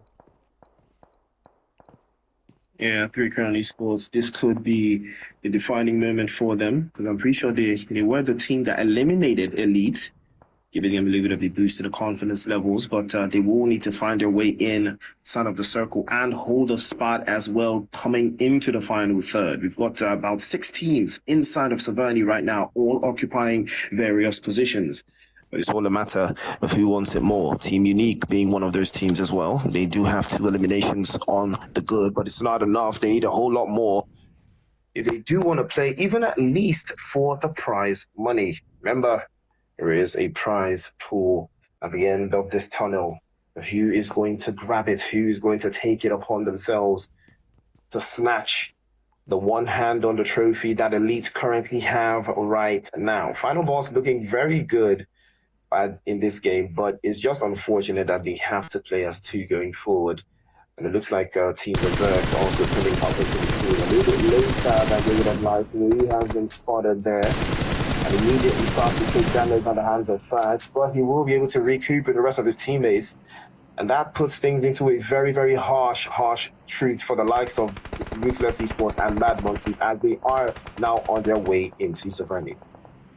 And it does look like 3 Crowd Esports might have read the zone perfectly, because that zone definitely favoring them down on that southern edge. They can play all the way from the high ground, and that is what that work for them. This zone is claiming some lives, but we would continue to play on. Mad Monkeys looking very split, and it's not looking very intentional here. Team Unique are holding a very good spot, and I'm curious to see if Team Unique are going to bring that energy from yesterday, where they were trying to get themselves more points up on board. And I'm talking about overall at the end of the game. Right now, it does look like they're taking more than one fight at the same time, with the Madman looking to embark on a push there to find the remaining players there from Ruthless Esports, and he will be successful in that one. And Team Berserk, they've been holding this position for the longest. I believe I've seen them get a couple knocks, but unfortunately they're not quite able to get some finishes. That is not good for them. Not good for them, not even in the slightest. Mad Monkeys finally making their way into Severny, and now they will be met at the front door by Team Unique, but they're aware, they're ready, they want to take the eliminations back into contention here. Amar still plays a little bit behind there, but he does provide some cover, but he has been spotted, his position compromised. He might be getting dropped away. He does get dropped away by Exist. Unique on the front foot again. Amar makes the mistake, he's not protected, and now he feels it as he goes back into the lobby. But here comes Frags coming in from the south side, and they're not aware. Another spray over to the right hand side, but Madman and Exist have both been knocked away. And now it's open season against you. On a global position, Double RG getting eliminated in all of the chaos that's brewing on here. Kaish is going to be most likely the last one alive here if he has anything to do about this. But Mad Monkeys getting their numbers back up. Tony and Honcho, it is all left to them now. They might be able to circle back, get a better position, but Frags continues to hold on. And the grenade is thrown inside, but it misses by a big splinter. But Klaus continues to mount the pressure. The play zone, hot on their heels, bounces one right towards the door, but it doesn't connect. Klaus is outside. Continues to mount some more of that pressure, continues to charge the grenade, but he's going to be hurt in the process by Klaus's grenade as well. Frags goes down, and that will be the end of the road for, I believe that was Frags in that exchange, and Mad Monkeys will live to fight another day.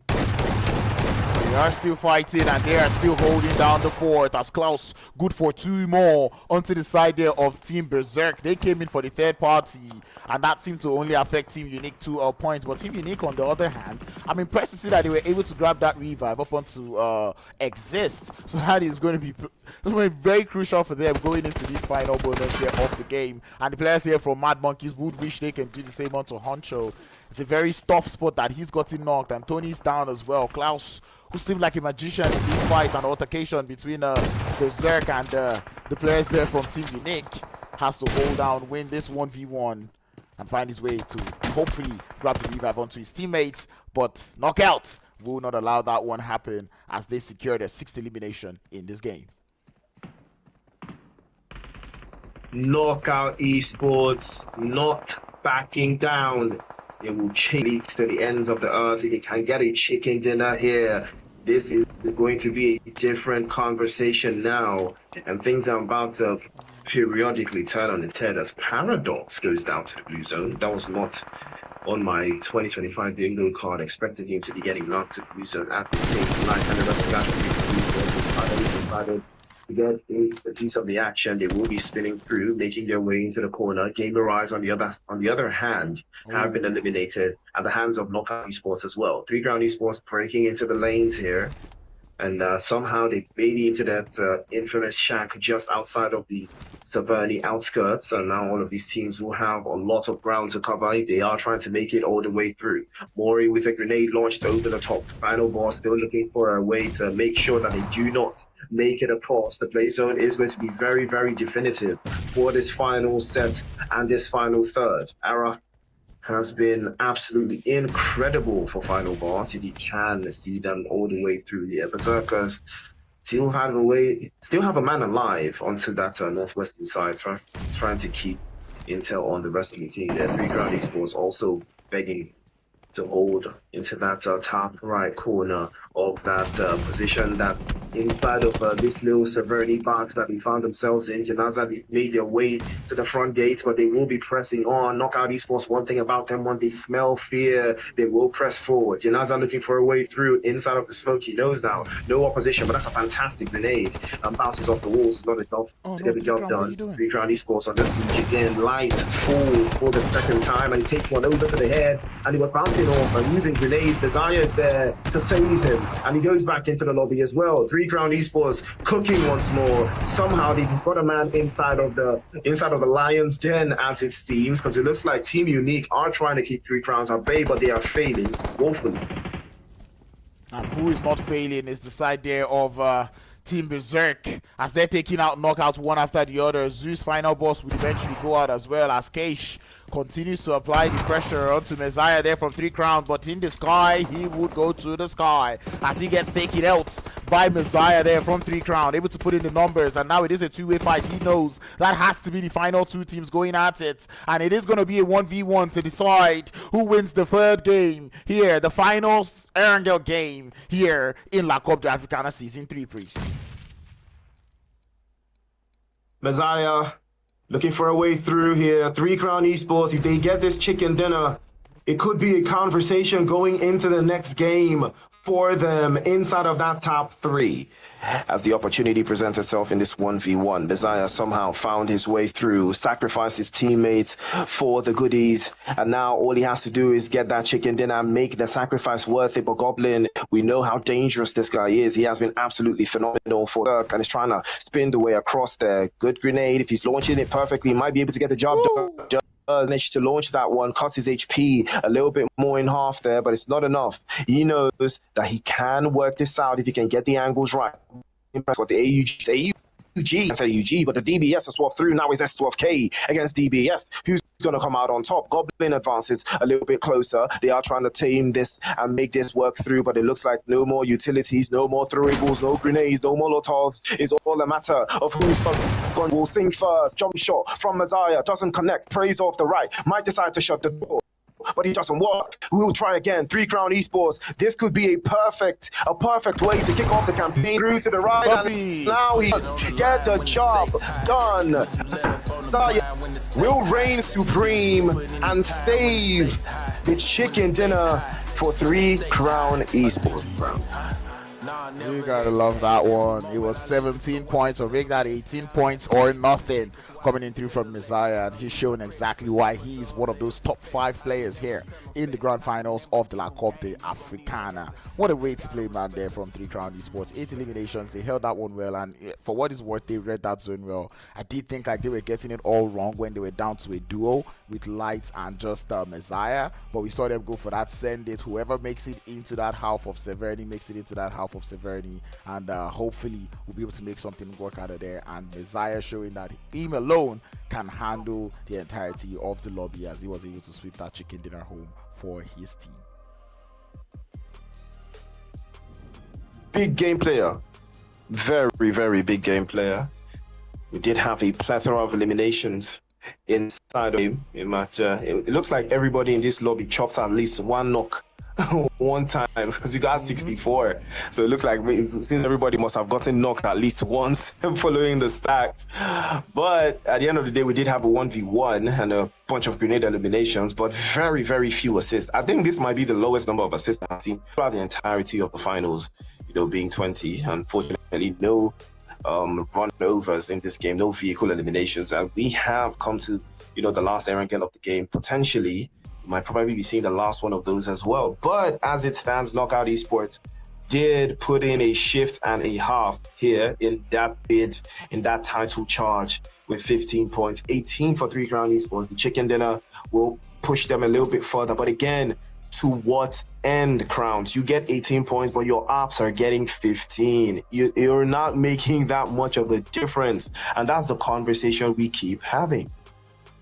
And it's even very interesting to see Knockout Esports also get themselves this many points in this game, given that they didn't even start the game until deep into that fourth circle, zone 5. That's where we started to see them pop out, find their way into Severny. And it does look like at the point where they took out those players there from RRAGE, chased them out of that building, and the players there from Team Unique, they were able to hold down the numbers and put up good numbers up on board. Very close to the team that even won the game in 3 Crown. And as much as 3 Crown need more than that, this definitely is a good start, at least going into the final 2 games of the night.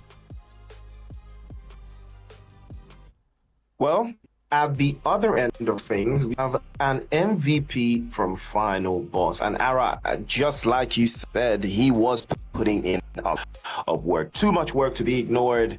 Over 1,000 damage points with only 3 eliminations. You can tell that this guy was spitting fire and burning up the opposition, but it was not enough to get them into that chicken dinner domain. But it was good enough for him to get singularly recognized for his performance. I'm going to keep an eye on the rest of the team for Final Boss, if they can at least crack into that top 5 to see what the plethora of performances is going to be looking like. And 3 eliminations for Final Boss from Ara. But Messiah was the one that won the game for 3 Crown Esports. He sits behind him. Potion as well for MVP. And then we still have 2 players from Knockout Esports, Mori and Jinaza. Mori has been on fire, today as well for Knockout Esports. And I think if they can be consistent enough, they might be able to take this game to the wire. Yeah, and that is one thing that I'm looking at there. Knockout Esports, the way they're playing, the way they're able to get themselves the elimination. And even though in this game I did clamor for them to be more proactive, it did look like their game plan that they brought in here worked out for them. But I have to mention R there from ZEUS FINALBOSS. What a player. He's been dragging that team down all the way from the bottom. He's made them go into that top 7, and he's still doing those damage, doing in the work. He was the only player there with 3 eliminations, but he still made it up there.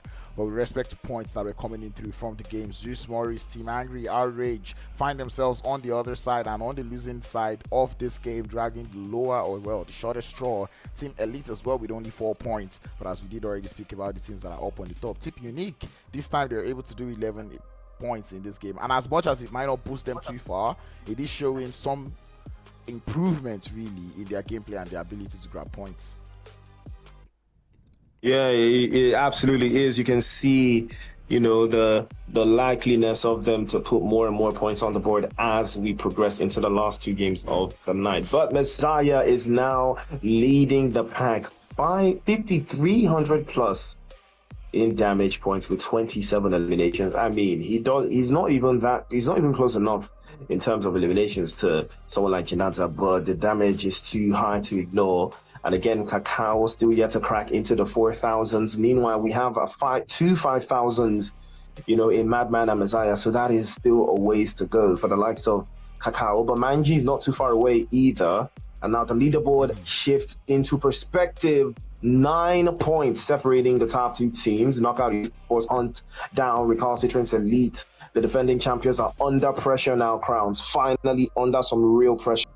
Rage Esports, they need to add to this, roughly 30 points away. They still need a something special game to turn this around. 3 Crown Esports finally catching up to that top 3 with this chicken dinner and this performance. Tribe Warrior still falling away. Mad Monkey still chasing the game. And now GAMERIZE and Final Boss, hopefully they will be able to find their way through.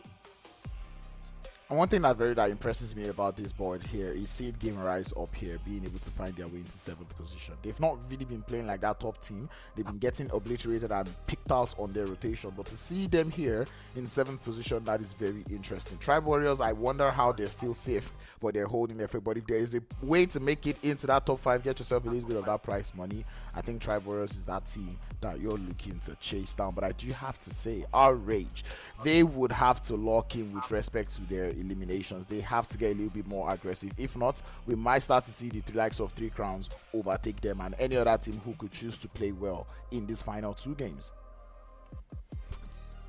And that is the fact. But, you know, the party doesn't stop here, ladies and gentlemen. 3 games down, 2 more to go. It is La Coupe d'Africana Season 3. We're done with Erangel. Miramar is up next. Do not touch that. That will be right back.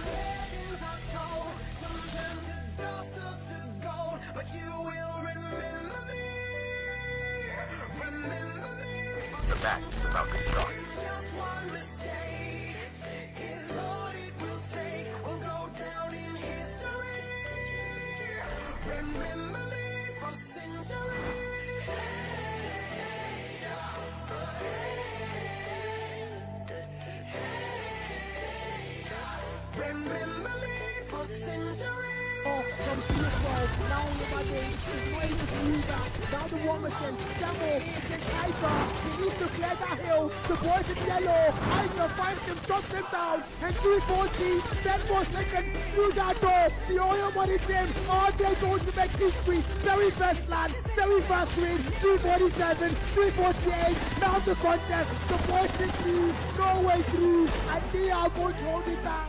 So S are your champions.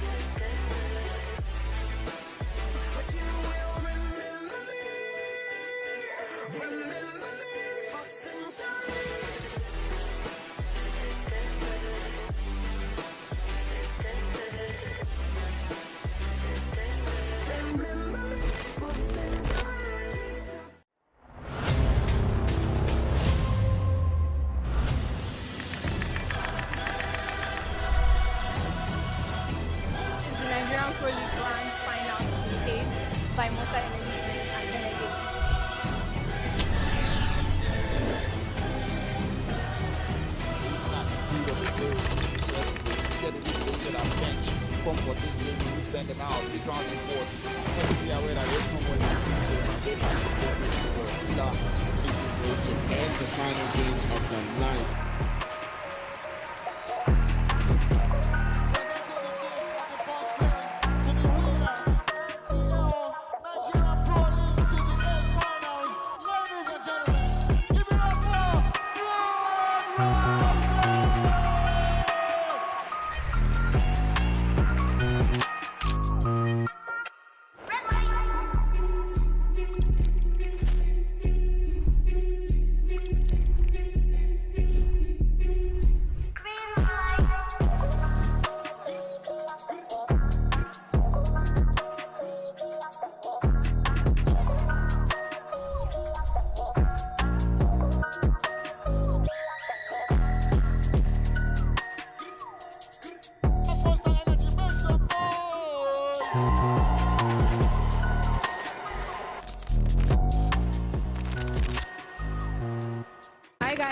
And I'm live here at the 10 and 80 Game Fest campus happening right here in Abuja. If you are seeing this, there's lots of games, music, networking, and so much fun happening. And the best part, it's all free.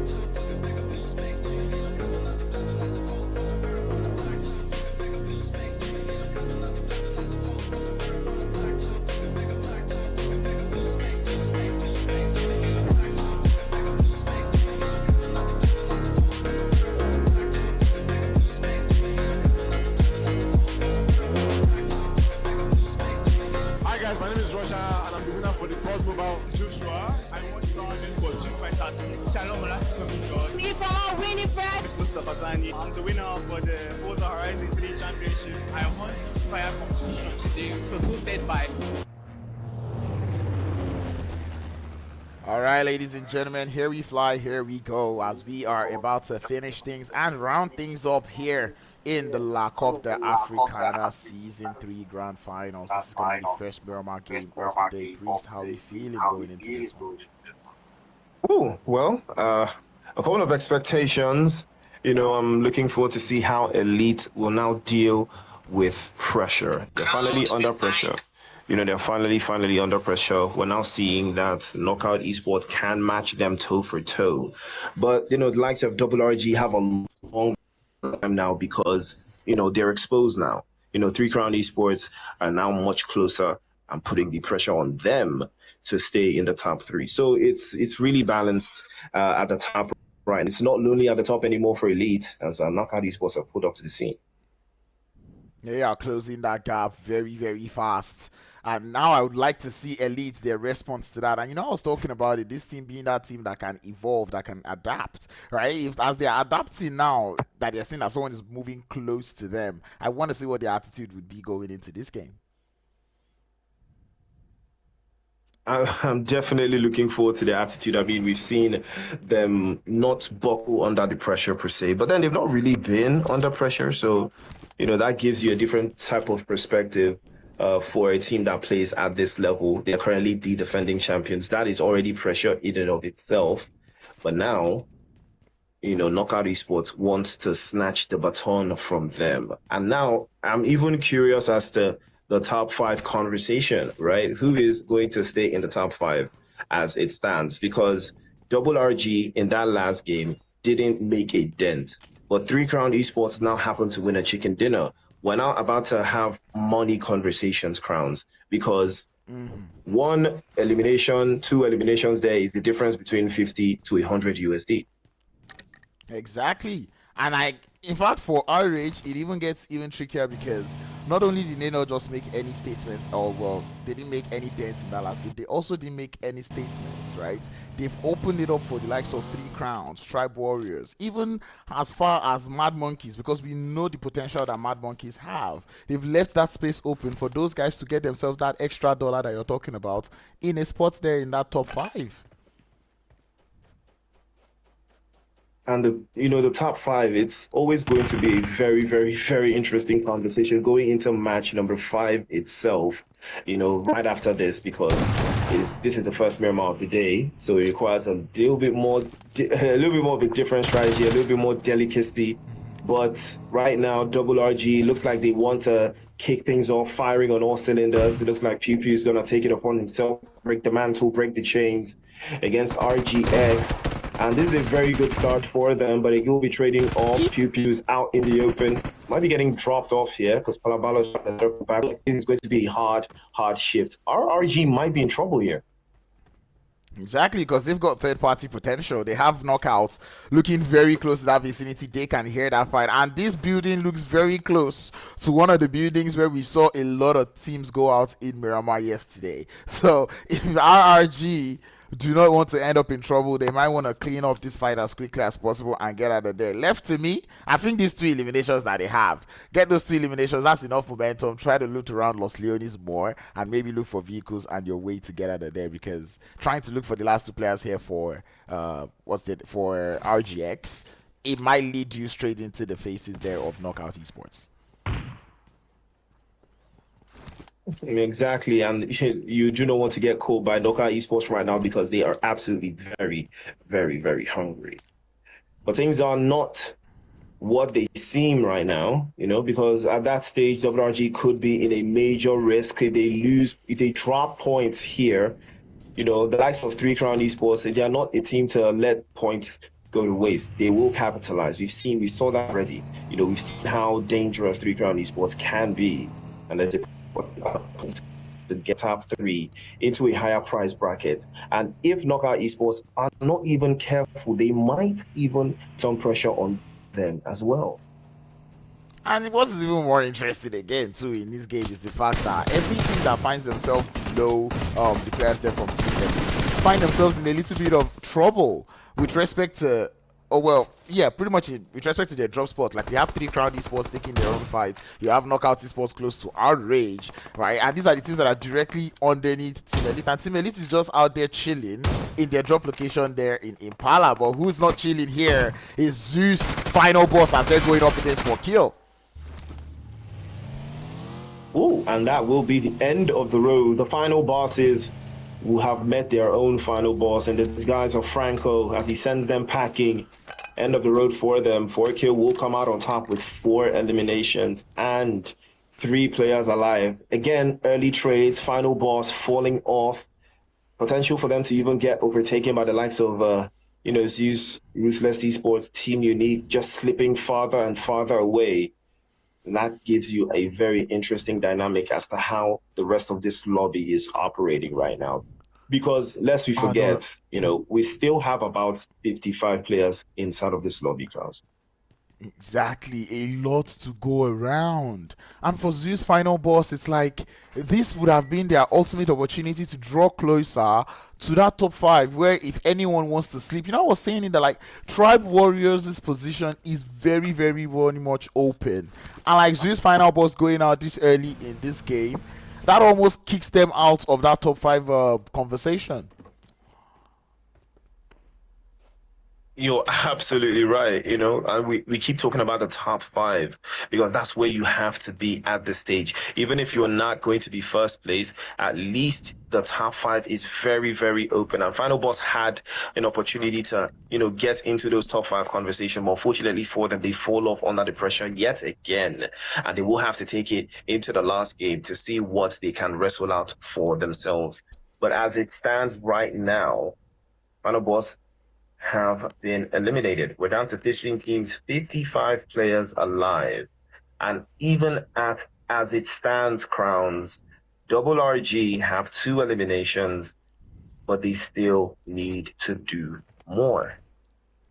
They need a whole lot more. And right now, I'm very skeptical. I'm really skeptical about them and how they've been playing. I know them to be that team that doesn't like early drama or even drama like that. They seem to be that team that prefers to take those long shots, long range engagements, get themselves those eliminations without drawing too close. And right now, they find themselves caught up in between not just 1 but 2 teams out there in Los Leones, right?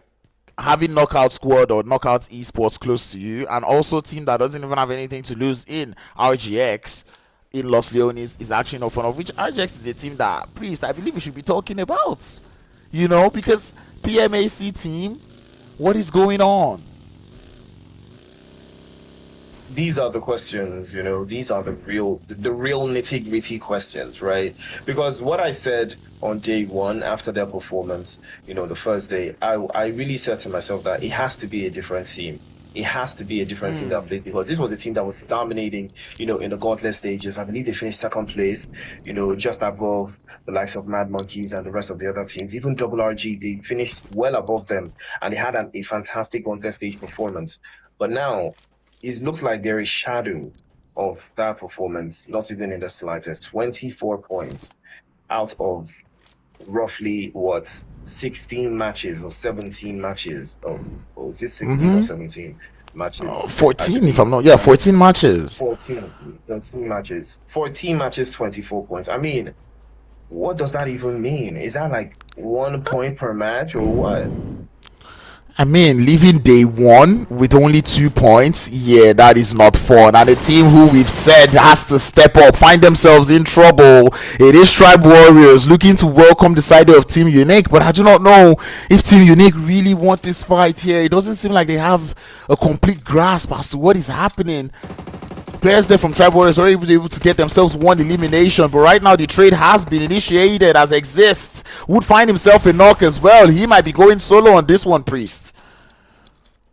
Well, it looks like trouble. It looks like big trouble for Team Unique, but they're trying to hold their own. Unique using Exist as a human shield. Over to the other side, Cash is also making a drop of it there, circles back, grenade is launched off. Tribe Warriors need to make it work of him before his teammates arrive at that's a this good position. Grenades flying all the way through, almost getting the job done, but he is trying his absolute best to stall, to keep the pressure on, to make sure that his teammates do get there in time, and it looks like they may have arrived just in time to pull some of that pressure away. Potentially here, it is a 3 versus 3.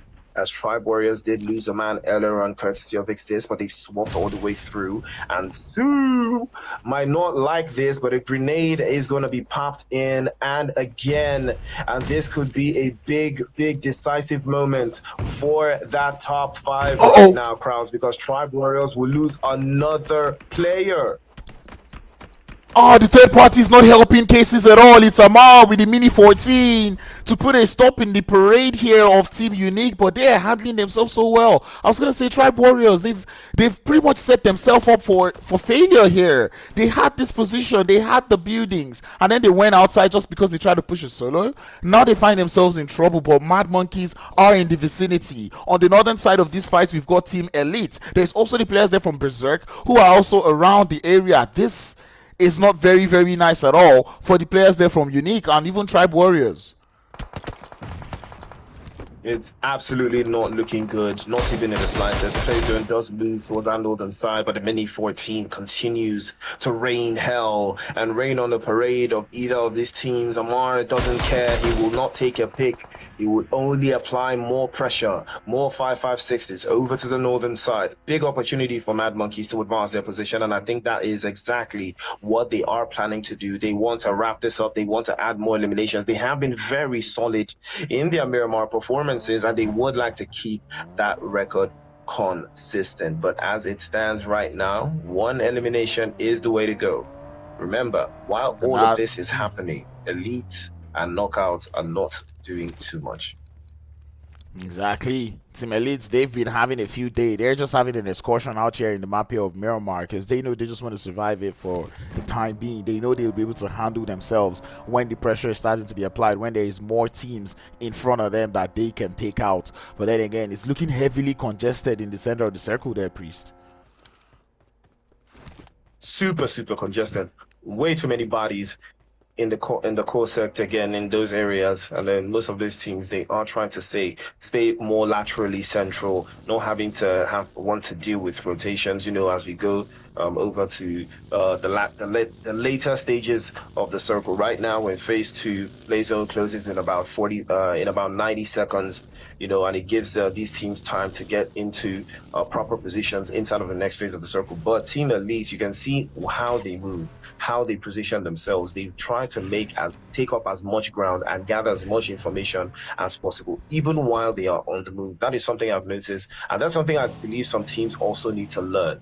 You know, some teams, they tend to send one scout to pick out their next location, and then they can all convene there. But, you know, Elite don't play that way. They gather the information as they progress, and then they decide for themselves in transit where they want to, you know, lay their head, figuratively speaking. Yeah, exactly. And that is something that, you know, comes through with not just practice, but also knowing the terrain, knowing the different maps, knowing that, oh, if we're trying to rotate and try to find a position in this part of the circle, these are little dips, these are little heights that we can all hold to try to scout out to see different positions that we can play. And if this position is being held by any team, we'll do our best to take our fights and try to take them out. This is a very interesting strategy that they have been applying their Team Elite. It's been working out well for them, and every other team finds it very hard to kind of replicate. And again, Priest, just that flexibility that they have to be able to read the lobby and know how to play respective, you know, teams that are around them. And they have picked up a lot, if you ask me. Yet to secure an elimination in this game, but the play zone is already on the move here. And if you take a look, again, you have to respect the teams that play terrain, right? The teams that know how to play angles, positions, that know how to hold, you know, multiple positions, to keep things at bay. You can see Elite Edward, just towards the southern side in a 2-2 split. They are trying to squeeze the rest of those teams that are making rotations. Of course, Manji continues to apply the pressure as well over to that northern side. And this is what you love to see, a team that understands the strategy they are trying to put in here. This is a team that is still looking for numbers, still looking for elimination, still trying to make other teams make mistakes. And RGX, they may just fall victim to maybe not elite, but to another team that's playing in a similar pattern.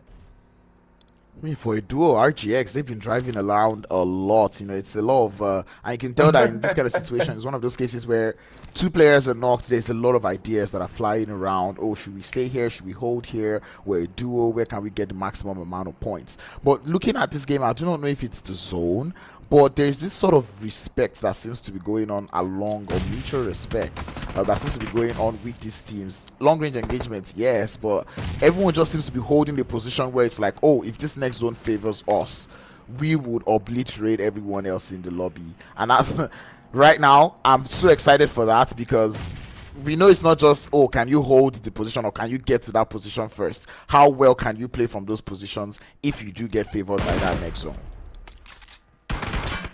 Exactly. It's all about how well can you get the job done when the opportunity presents itself. Because right now, Mad Monkeys looks like they are going to be the ones getting the job done. Look at Casino looking like a scared mouse, getting bombed left, right, and center. Mad Monkeys unleashing hell, but Casino somehow managed to get a drop on Klaus and goes for the flush as well. Swaps through F4K, fades over to the right. That's a second to go down. Casino!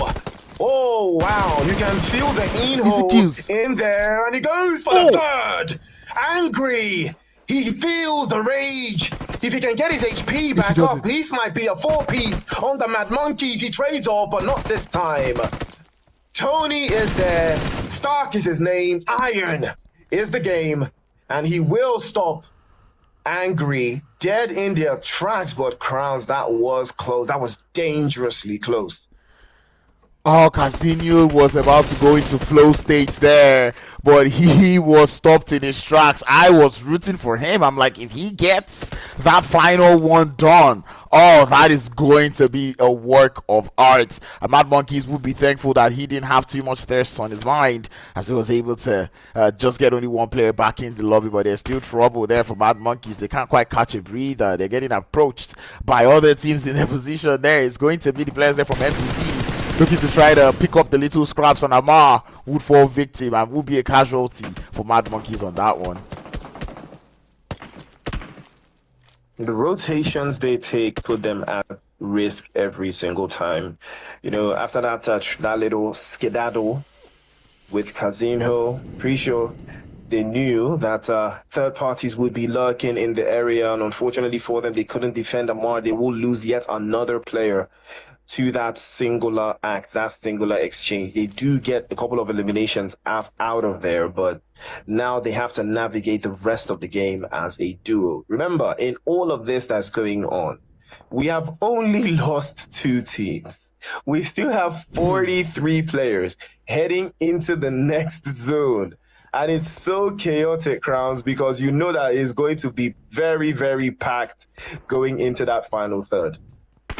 Exactly, and which goes on to further emphasize that mutual respect that I was saying earlier, because everyone has seemed to find a spot in the circle that they're holding. It's now a case of, yes, you guys are holding such good spots. Almost every spot in the circle that is being held by teams are very respectable and, you know, strong spots per se, provided you know how to play it well. So that's why I'm like, you know what, when this zone starts to get smaller and smaller, and some teams have to move, some teams have to attack, how well can you defend this spot that you're holding? And how well can you even get yourself good eliminations out of these compounds? That is one thing I'm looking forward to see, and so far so good. Every team does seem to be in that little bit of strategizing phase right now. It's almost as if this game hasn't even started. Exactly, you know, that's the same, you know, energy that it's emanating, that the game hasn't even kicked off, and it's going to kick off very, very soon. But it looks like it might be kicking off for Elite here, as they will be trading blows with FORKILL, and I believe Manji was the one that got knocked away. He was exposed rather too long, but doesn't look like FORKILL will capitalize on this. Oh, wow. Well, Edward was there to apply some of that pressure, or rather to relieve some of that pressure on Manji, but it doesn't look like much ado for their team from this position. Will they be going for the pickup?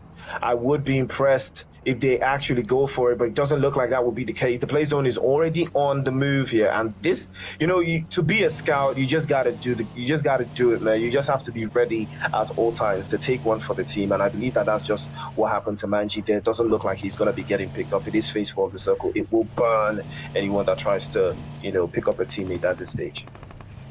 And it's very interesting and painful to see that they would take that fight. The timing there was very off, right? It felt like they could have just started and commenced their rotation together, as compared to now trying to pick a fight with FORKILL when that blue zone is already starting to move, knowing that you're on the faster moving side. But the fight doesn't end. Elite looking for revenge as they're able to get one more knock onto the side of FORKILL, another to follow, and the grenade would clean things off for the side there of Team Elite. They're like, you do not take out Manji. He is in an MVP race, and now is not the time to take him out. It's a casualty, but Elite would have to hold down with the remaining 3 players. And they don't have a choice. They will have to see their way through, but I know Kakao is most likely licking his lips. Now that his teammate is out of the game, it's all left to him now to steal that MVP conversation once and for all.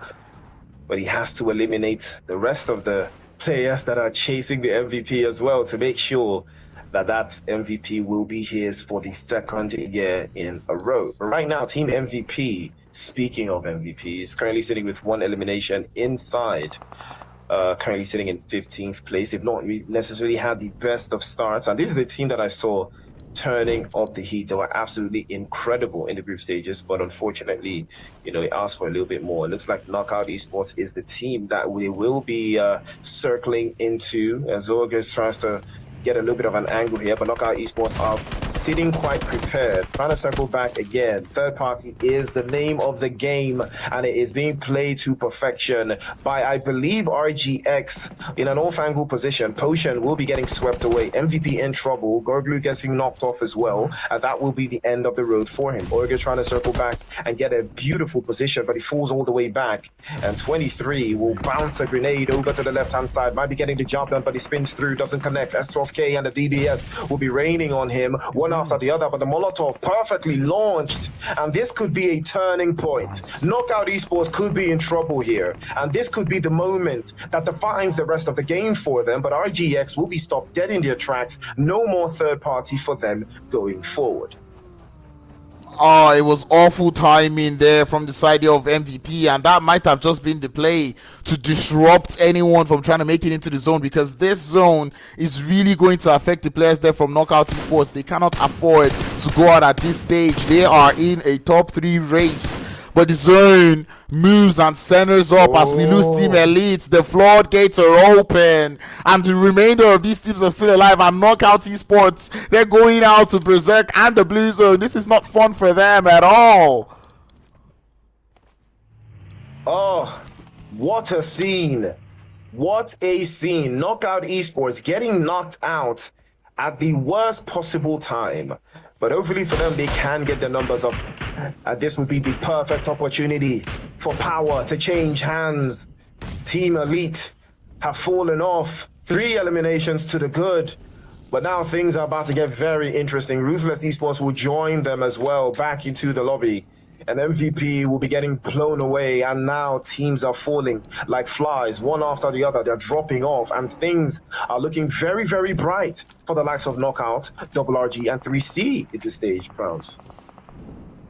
Knockout send themselves straight into the center of the circle.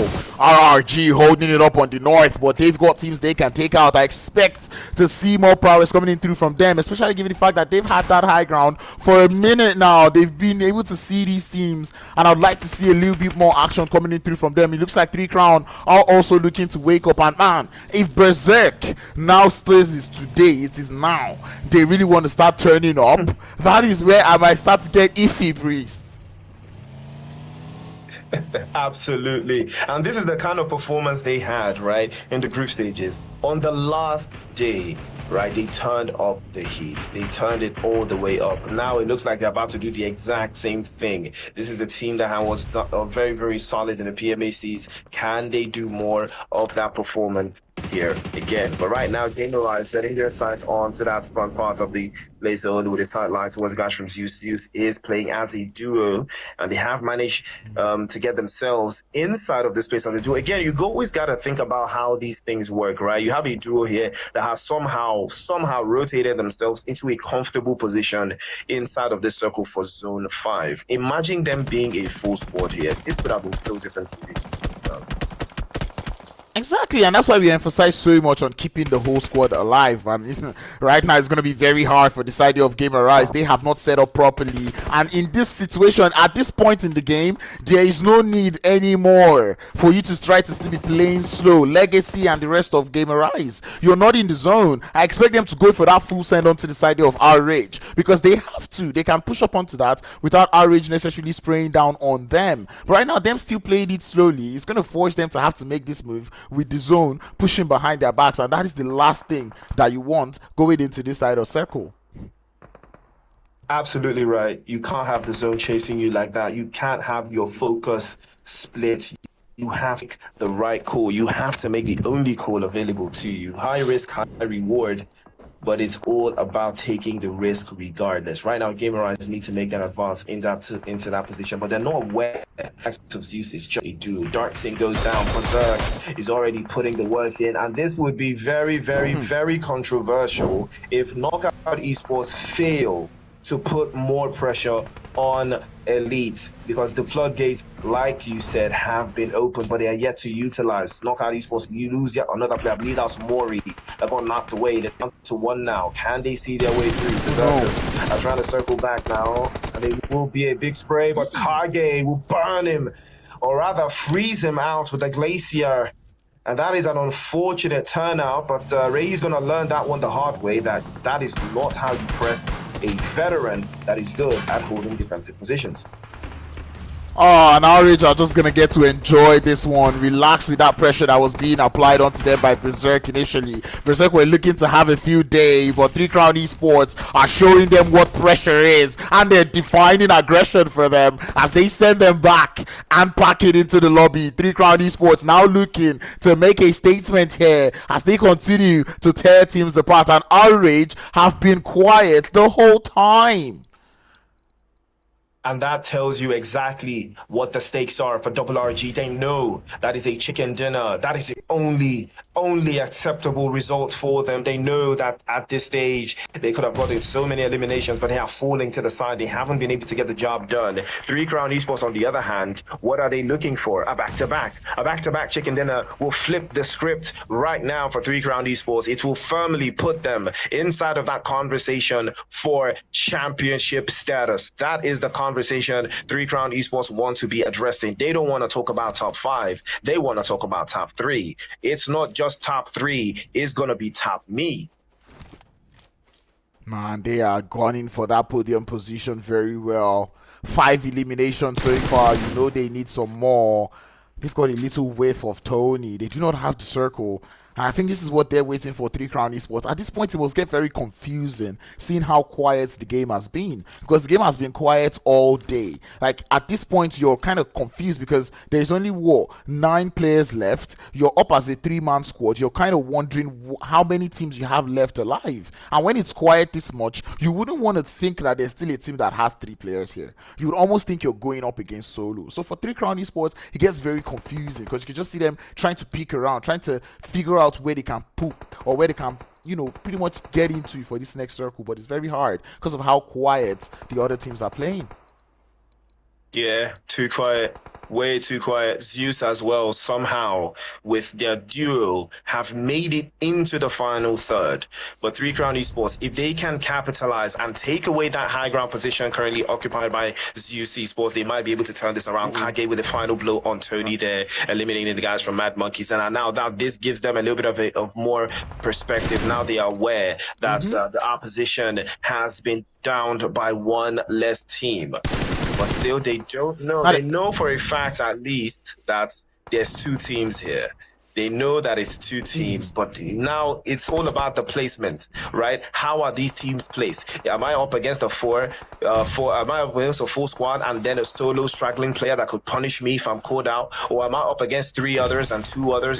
These are the questions they're going to be asking themselves right now. And RRG, it looks like they may have been caught out in the open, Crowns, but it looks like Palabala gets light knocked away. And this could be trouble, Crowns.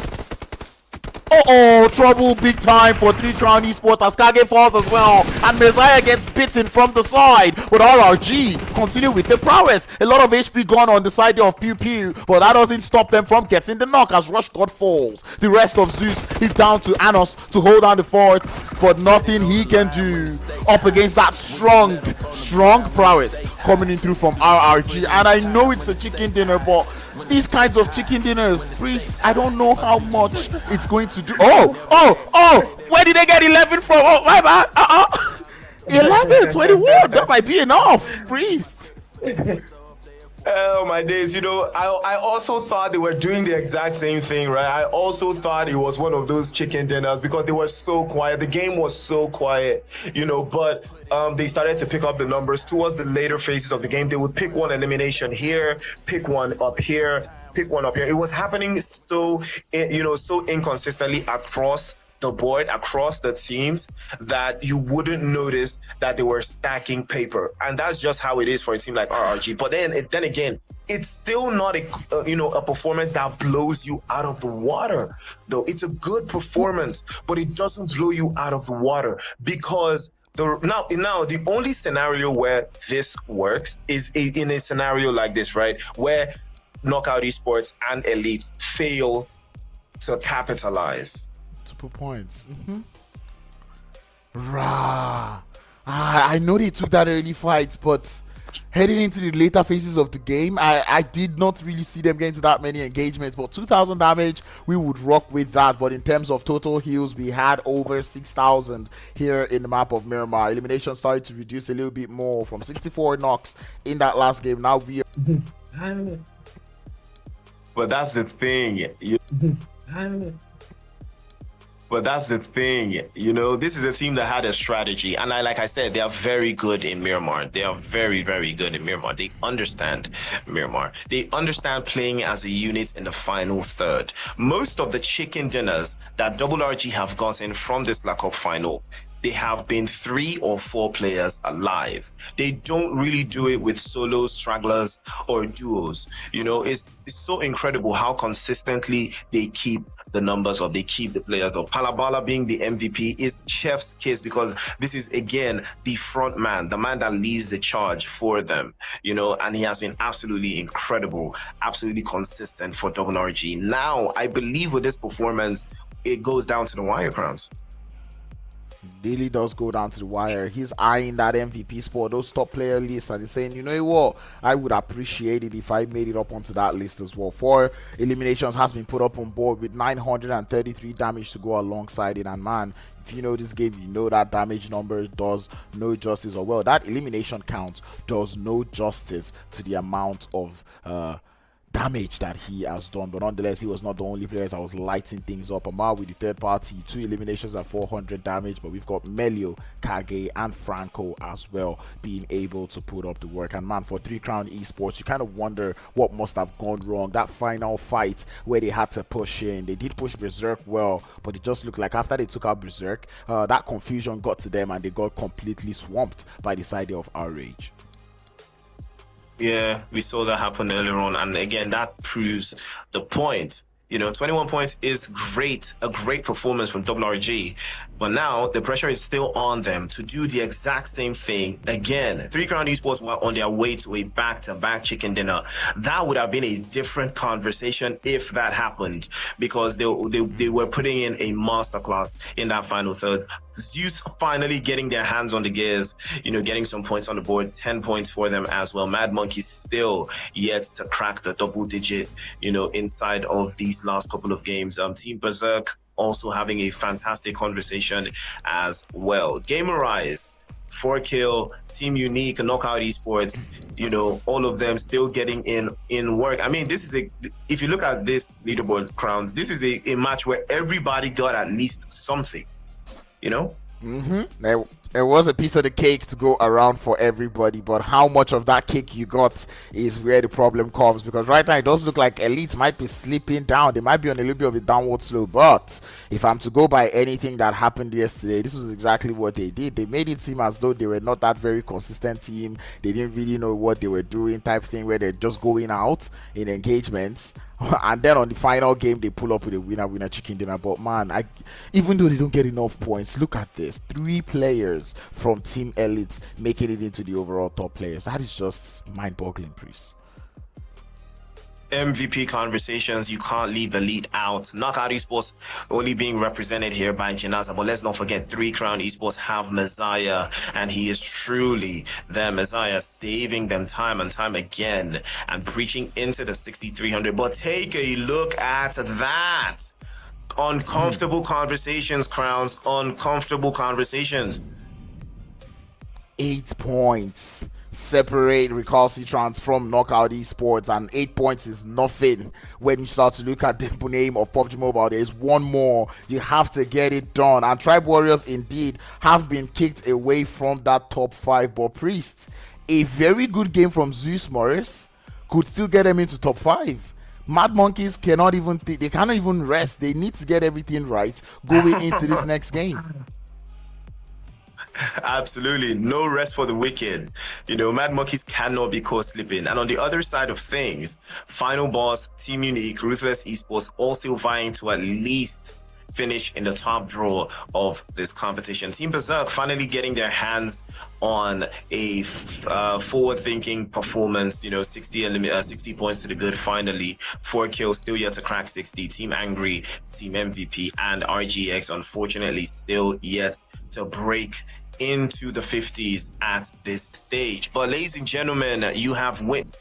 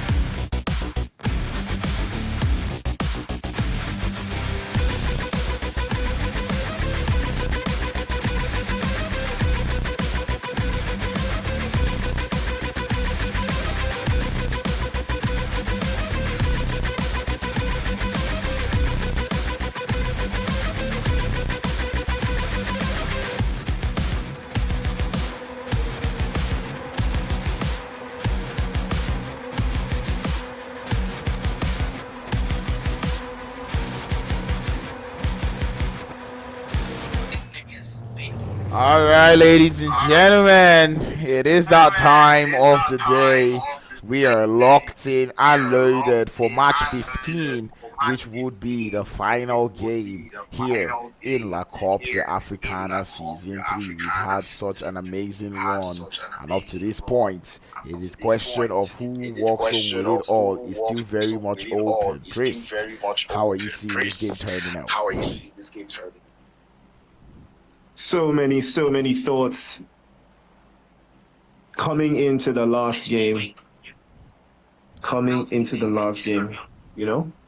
And it's going to be a very, very interesting turn of events that we've seen so far because the pressure is on those top three teams. Will it stay the way it is right now as we go into this game? Or is there going to be late drama in this grand final? Well, Crowns, I think we're about to find out.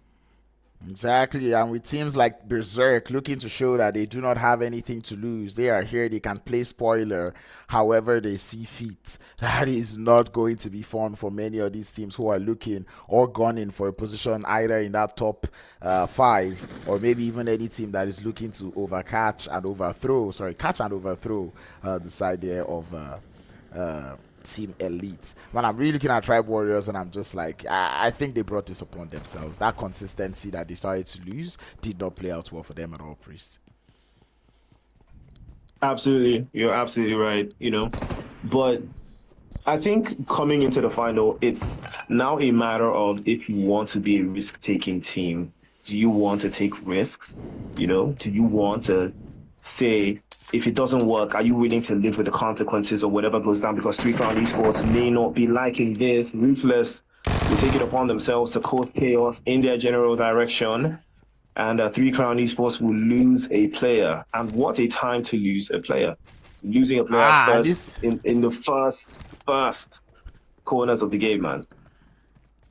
And it's not Rondo. So he's definitely not coming back. 3 Crown Esports lose one. That's not fun. 124 points. That puts them, what, 10-5? Bad math. That's 15 points behind the side there of RRAGE. And 3 Crown Esports being one of those teams that have put up 15 eliminations in this grand finals. You'd realize how hurtful this must be for them as they lose one more in Paradox. This is not fun at all. This is so not fun. And it is Ruthless, one of those teams that are down on the bottom. Uh-oh, Team Unique in trouble.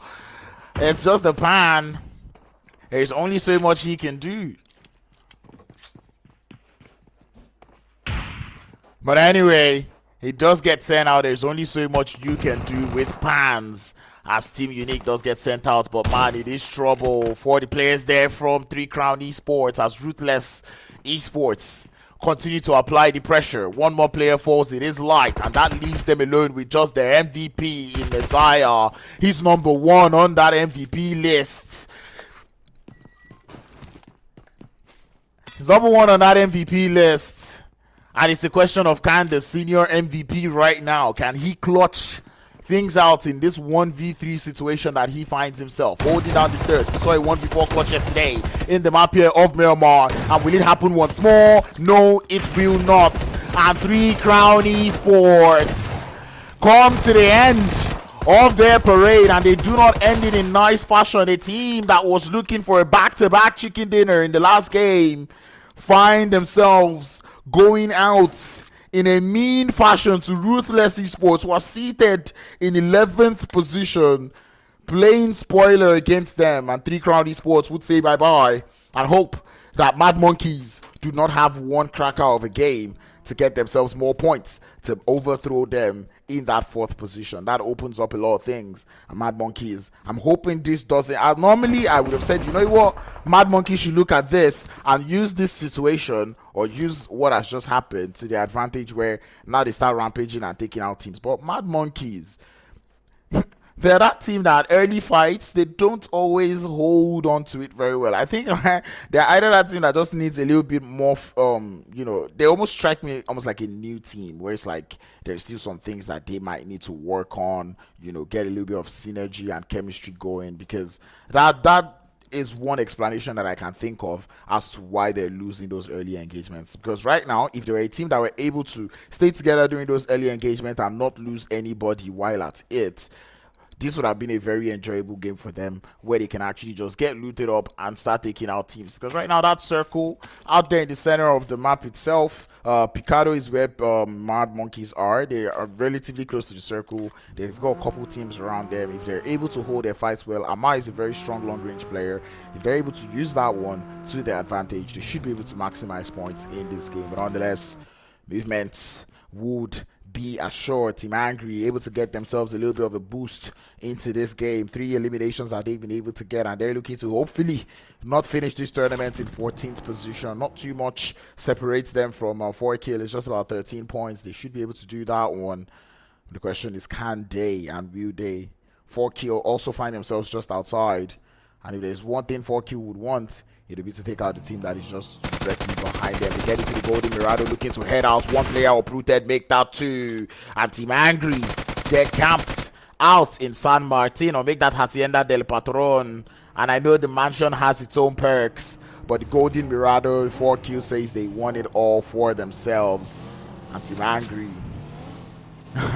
2 players wanted the Mirado, 2 players are back and out into the lobby. Team Elite looking to already get started with their rotation as they head out of Impala, driving all the way to the straight center of the circle. And this is one thing that I enjoy from this lobby. Usually I would see a lobby where many of the teams want to just play from the edge, but I do not know what changed. I don't know what is currently happening in PMGC, but I really hope that is where these niggas, where these players are dragging their motivation from. But anyway, Tribe Warriors in trouble as we see grenades being launched towards their direction. They're down by 1 player, and it is a lot of trouble out there in the center of the circle. Team Angry is still holding it up as a 2-man squad, and they're trying to see if they can apply pressure onto the side of Tribe Warriors. It might be troublesome for them. They do not have numbers, and Tribe Warriors, they have been slacking. So in all honesty, if they do take them out, I wouldn't be too surprised. Third party coming in through from behind, or make that an off angle as Luffy finds 1 more player there from Team Angry, rendering them to just the last player there in switch to hold down the fort, who now has met his demise. Team Angry, unfortunately, would not be able to go past 14th place here in La Coupe d'Africana. It's not looking like RGX would also make it away from 16th position right now. They're already down to 2 players, and the game hasn't even fully started. You know, I think RGX, they have to go back to the drawing board.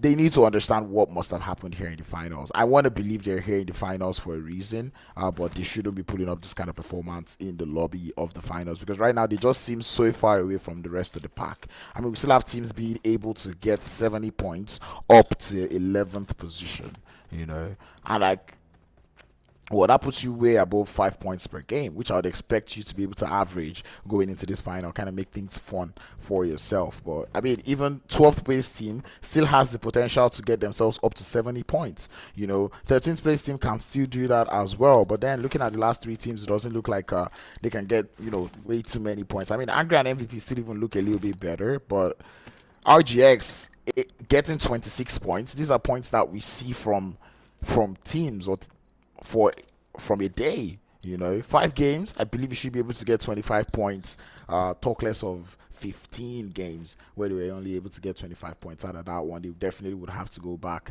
to Mad Monkeys. Get started with an early engagement here, as they do take out 1 player there from Tribe Warriors. Amar would be getting that instant thirst, and I think this is where it starts to get troublesome. You've gotten that thirst, loot up and leave. There's no point waiting around, because if the rest of Tribe Warriors choose to come through to that position, Amar is going to be left in a 1v2 situation, and it's going to be a case of how clutch he can be. And if they continue to force themselves to be in these situations where the cover fire can't necessarily cover you, that's one of the reasons why this is why we'll be seeing them lose players early on in the games. So I'm really hoping that Mad Monkeys, they're able to figure this one out, know how to get a fight, get it done, and leave, especially when you're close to the center of the circle, because right now it does seem like you don't have that freedom of playing to your satisfaction, or freedom of space really in this circle, because normally, as I said, you'd expect or you'd see every other person trying to play from the edge, which gives you a lot of space in the center.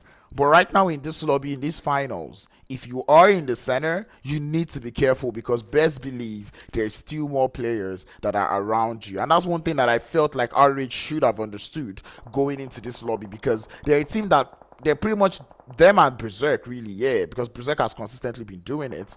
But them and BERSERK are pretty much the only teams that have been playing from the edge for the entirety of the tournament. And in that case, you can just kind of see their eliminations aren't as much as the Three Crowns, the Elites, the Tribe Warriors, who like to play close to the center, have been playing close to the center and getting themselves elimination. So, and I'm saying it, if you're in this lobby and you're taking an engagement and you see that you're in the center of the circle or close to the center of the circle, you need to be able to stay on your toes on that fight, because best believe if you're not getting third-partied while you're taking the fight, you will get third-partied the instant that fight ends.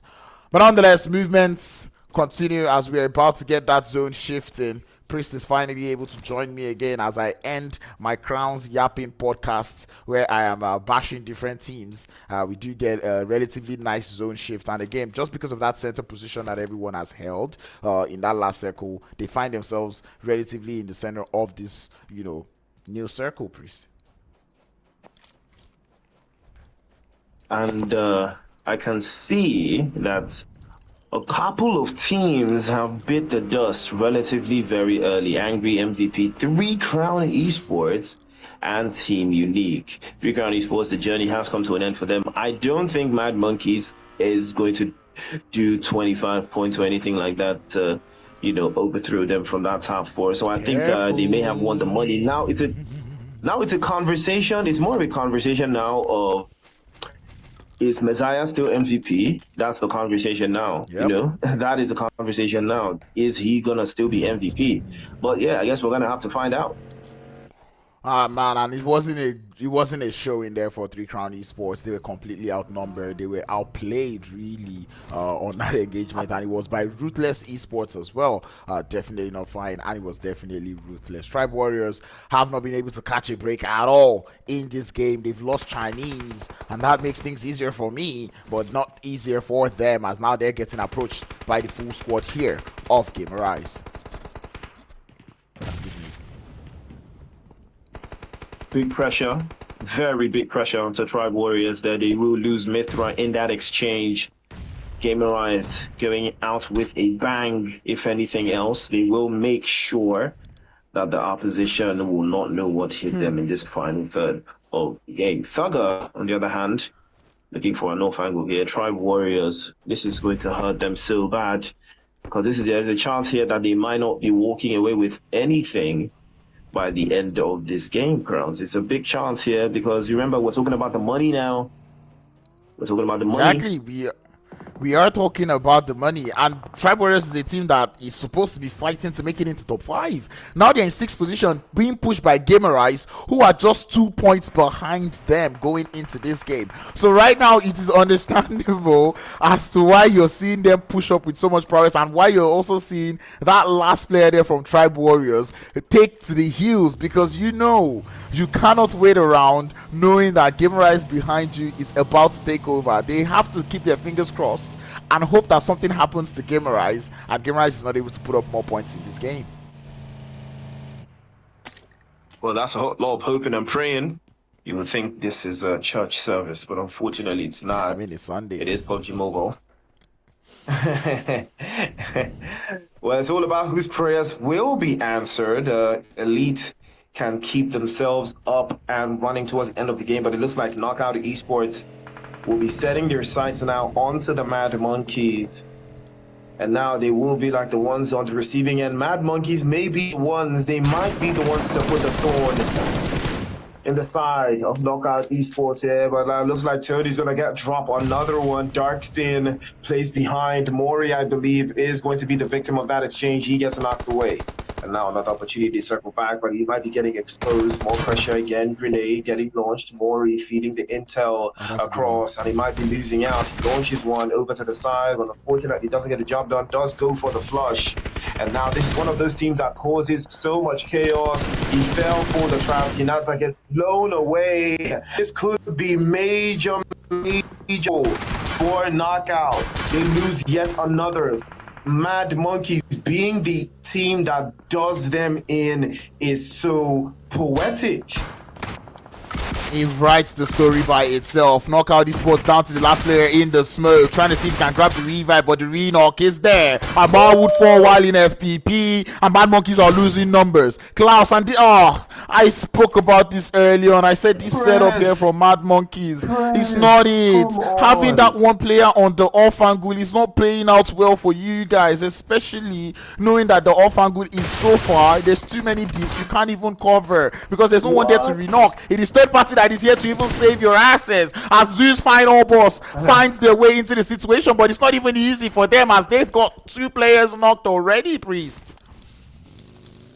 Unfortunate scenes there. Final boss stepping into the scene to snatch away and reap where they did not sow at the hands of, I believe, both Ruthless Esports and Mad Monkeys. That was just so chaotic. Knockout Esports having 2 players getting knocked away by a fell sweep, then a grenade, then an off angle again from Mad Monkeys. No way to provide cover, no way to press. It was just an unfortunate setup. And having that off angle did not prove to be proactive or effective in the grand scheme of things. And now not see the rest of this game through with only a solo player left. But we've seen them do this before. Can they do it again? Team Berserk, on the other hand, is trying to hold the hillside, but they're out of the zone, and the rotation for this team has been quite stressful, going into the final third. Yeah, it's been a very, very stressful rotation for them. They're one of those teams that like to play closer to the edge there, Berserk. I was mentioning it earlier. And right now, with that new circle shifts that has just gone all the way towards the west, forces everyone to be on that eastern edge. It's going to be a lot of trouble. Rage is there. Elite is there. GAMERIZE is there. The solos there from Tribe Warriors and Knockouts are also on that eastern edge. So it's a lot of trouble, and we're already starting to see it unfold as RRAGE start to pick up the players there from Elite on their infamous squad rotation. One player does get uprooted, but Team Elite are still trying to make this one work. They would make a little bit of a pit stop as now they've made it into the circle, but they would lose Manji. Oh no! If you Priest, you know the one person who is jubilating right now. It is Messiah. He's watching this like, yes! He's probably saying, get in, Joe. Azzy. Oh man, he's probably licking his lips now because he can feel that MVP money coming his way.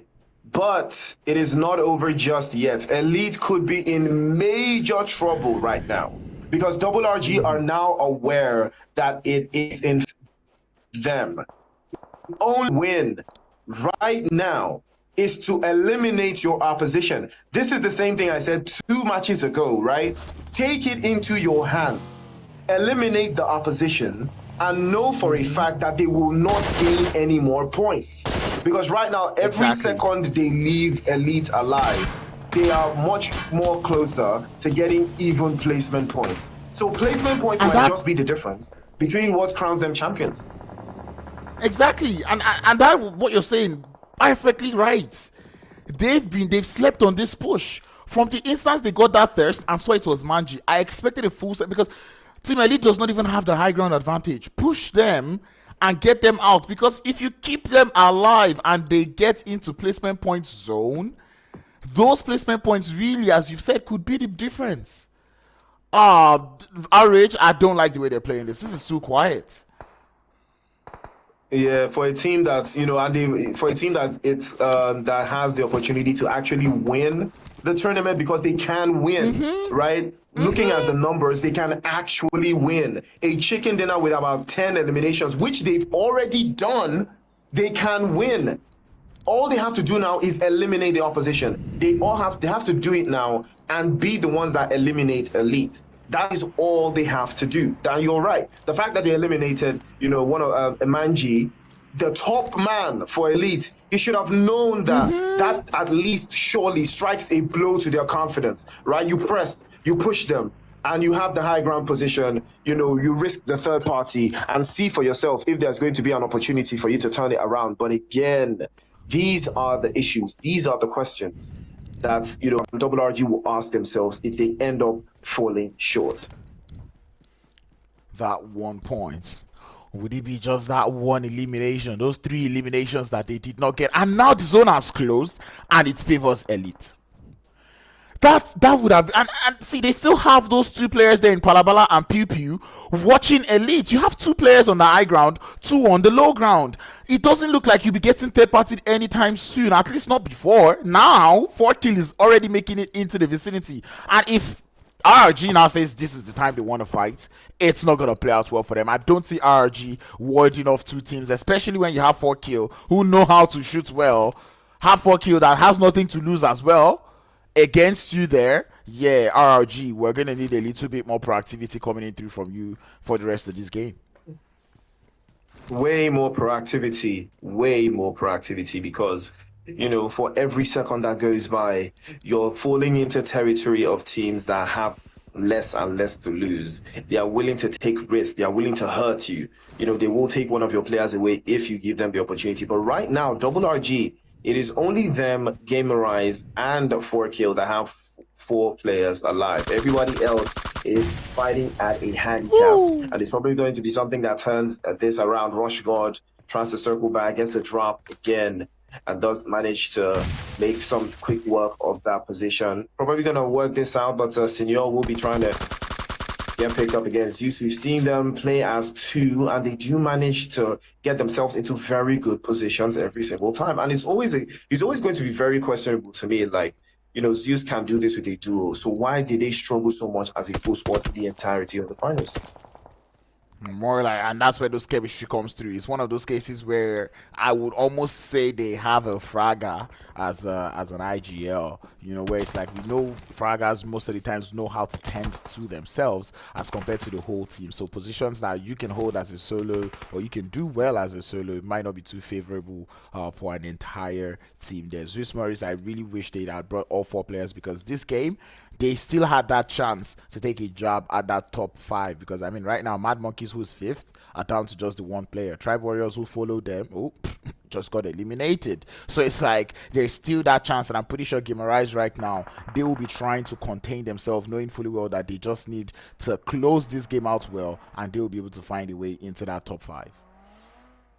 Yeah, exactly. That top 5 is the place to be right now. That chicken dinner could be the only difference between GAMERIZE and the rest of the top 5.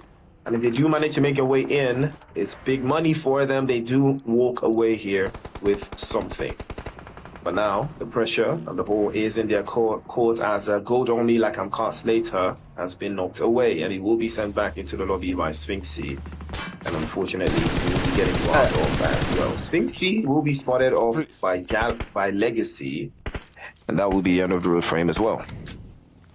Slater is out. Guess who's happy? It is going to still be 3 Crown Esports Messiah, because Slater is one of the players there also on that top 5 MVP list. 2 players already out of the list, and now I'm pretty sure all he's just doing here, Messiah, is hoping that the rest of Elite really get taken out, because he needs Kakao and Simple. I think Kakao and Simple would be the remaining 2 players who are standing in his way of getting that MVP title. Absolutely, and I'm not sure who he's left for Knockout Esports. If it's Janaza, though, there's still fire on the mounting, though. I'm not mistaken. I believe he's still also... Okay, it's Dark Sin. Okay, I think so. I think Messiah is still on the front foot, and it looks like the Team Berserk will be pulling up in there. Finally getting a drop. Dangerously close to doing something else.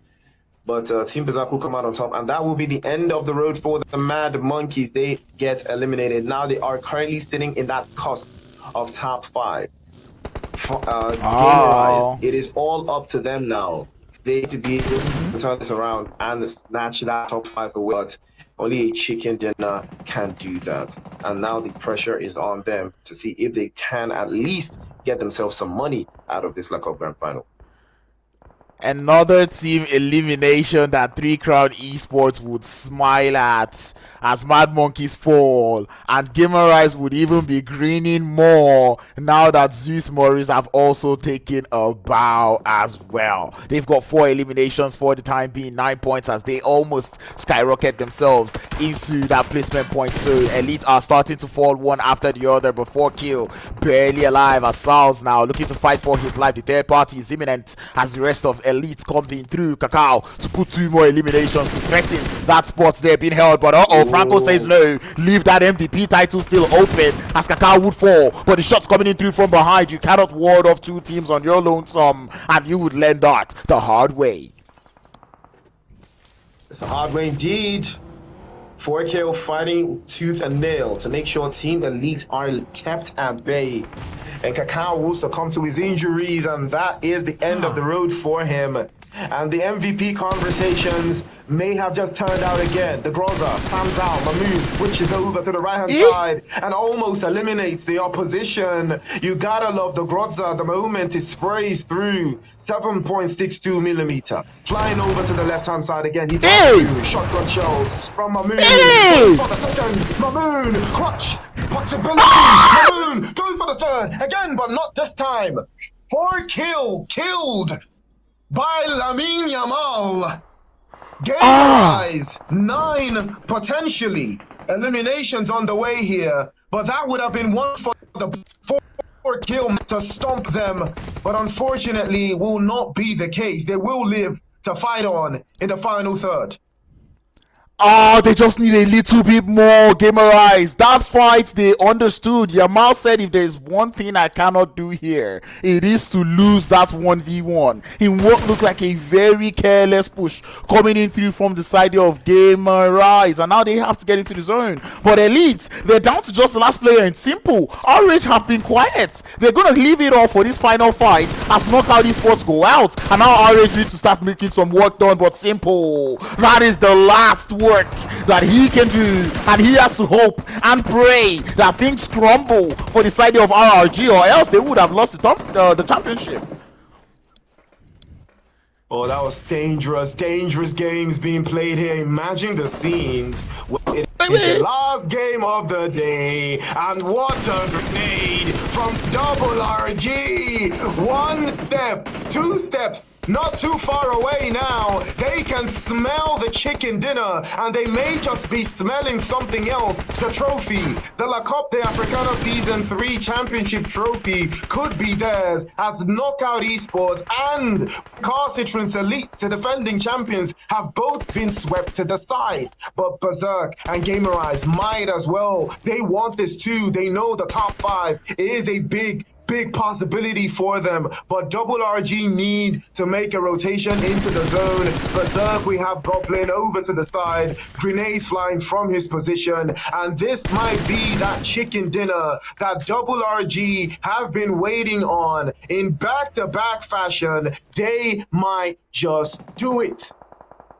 They are proving that consistency is the name of the game. GAMERIZE lose Toga, and Yamal left again to make a clutch factor decision. And at this point, you're like, BERSERK, you don't need this anymore now. You might as well go out. For GAMERIZE, I believe at this point, GAMERIZE, they've done enough. I think GAMERIZE have done enough to get themselves into that top 5. RRG, it is their game to lose. They are singing champions as they going for the final elimination. Yamal falls, and RRAGE might have just done it. In fact, they definitely have done it.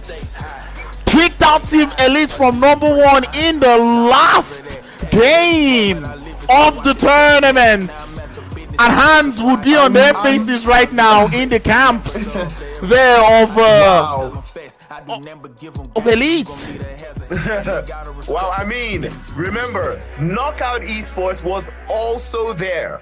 They've left over 2 teams. I believe they may have just done it. I believe they've left over 2 teams, but I'm not sure. Remember, it is all about the numbers. It is all about the eliminations, right?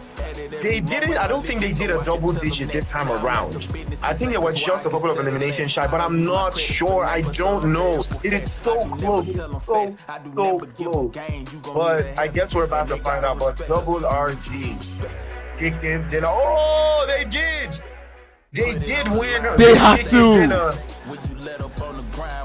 Oh, we spoke about them. Coming into the last game of the day. Oh my word, this has to be crazy, man. It's giving BMGC, RCB, Silas asking, did we do it?